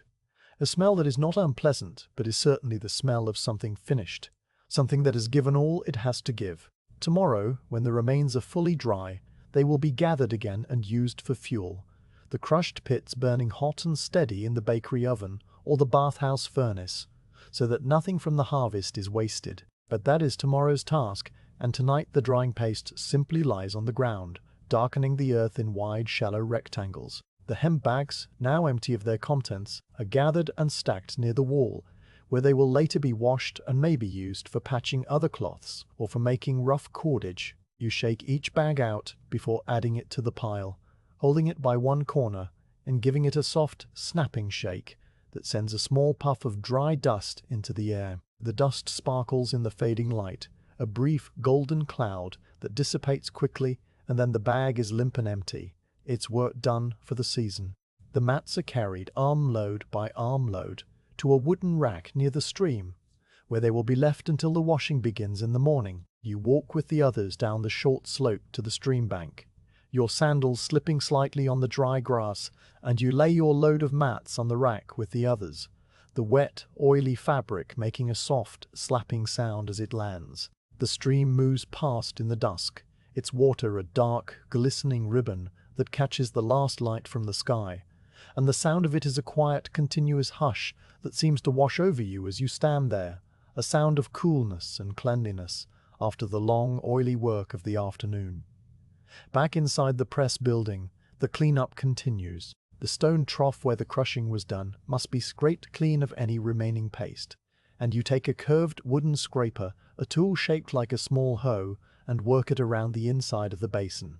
The remaining paste is thin, a dark, watery film that has dried slightly on the stone, and it comes away in long curling strips that you collect in a bucket. The scraper makes a soft scratching sound against the limestone, a sound that is absorbed by the thick walls and goes no further. When the trough is clean, you wipe it down with a damp cloth, the water darkening the pale stone to a deep grey that will lighten again as it dries overnight. The stone table where the bags were filled also needs wiping, its surface coated in a thin, sticky film of oil and paste. You take a fresh cloth from a pile near the door, a square of worn linen that has been washed many times and is soft as a leaf, and you dampen it at the water bucket before wiping the table in long, sweeping strokes. The cloth darkens as it picks up the oil, and the table beneath emerges clean and pale, its smooth surface ready for the next pressing. You rinse the cloth in the bucket, watching the oil spread across the water's surface in a thin rainbow film, and then you wring it out and wipe again, repeating the motion until the whole table is clean and dry. The channel that carried the oil to the settling vat is clean next, and this requires a smaller cloth and a careful finger, working the fabric into the groove to remove the last traces of oil and the tiny particles of pit and skin that have settled there. The groove is narrow, just wide enough for your finger, and you work your way along its full length, from the press bed to the vat, wiping and wiping until the stone is clean and the cloth is black with residue. The settling vat itself is not your task. The oil will remain there overnight, settling into its layers, and a different worker will attend to it in the morning, siphoning the clear oil into storage jars and separating the watery sediment for the animals. The tools are gathered and returned to their places. The wooden paddles are hung on their pegs by the trough, their blades still carrying a faint sheen of oil. The ladles are collected and set in a clay pot near the table, their scooped ends nested together like the bowls of spoons. The rakes and scrapers go to their hooks on the wall, and the buckets are stacked upside down near the doorway, their interiors still damp from the final rinsing. The capstan bars are wiped clean of any oil that might have transferred from your hands, and the ropes are checked for fraying, the overseer running a slow hand along their length before nodding to himself and turning away. The final task is the sweeping of the floor. You take a broom made of bundled twigs, its handle worn to a smooth, dark brown, and you begin to sweep the packed earth in long, slow arcs. The dust that rises is fine and grey, a mixture of dried earth and crushed olive pit and the general debris of a day's work, and it swirls in the dim light like a low, slow fog before settling back onto the floor in a thinner, more even layer. You sweep from the walls inward, working your way around the press, the trough, the table, gathering small bits of hemp thread and fragments of dried paste and the odd fallen olive that escaped the crushing. The pile of sweepings grows slowly, a low, dark mound in the center of the floor, and when you are done, you scoop it into a basket and carry it outside to the midden heap, where it will break down into the earth over the winter. The building is now clean and quiet, its stone floors bare, its tools resting, its great beam hanging in its ropes like a sleeping animal. The settling vat sits in its hollow, the oil within already beginning to clarify, a thin band of darker sediment forming at the very bottom, while the clearer oil rises above it. The press building, which has been alive all day with sound and smell and movement, is now still, holding within it only the lingering perfume of fresh oil and the deep, patient silence of ancient stone. Outside, the evening has fully arrived. The sky is a deep, dark blue, scattered with stars that are brighter than they were even a few moments ago, and a thin crescent moon hangs low over the western hills, its pale curve reflected faintly in the settling vat through the open doorway. The air is cool and clean, and you walk to the cistern that stands at the corner of the building, a square stone basin fed by a pipe from the hillside spring. You work the wooden handle of the pump once, twice, and water spills out in a clear, splashing stream, its sound bright and cold in the quiet evening. You rinse your hands first, watching the water run dark with oil and dust, and then clear again as the last residue washes away. Then you cup your hands and splash water onto your face, the coldness shocking and wonderful, chasing away the tiredness for a moment and leaving your skin feeling tight and clean. You drink a handful of the water, tasting the faint sweet minerals of the hillside on your tongue, and then you straighten up and wipe your face with the back of your arm. Around you, the other workers are doing the same, rinsing their hands and their arms and their faces, their movements slow and tired. There is a quiet murmur of conversation now, the first real talk of the day, low voices exchanging simple words about the harvest and the pressing and the prospects for tomorrow. The overseer is there too, his staff leaning against the cistern, while he washes his hands with the same slow care he gives to everything.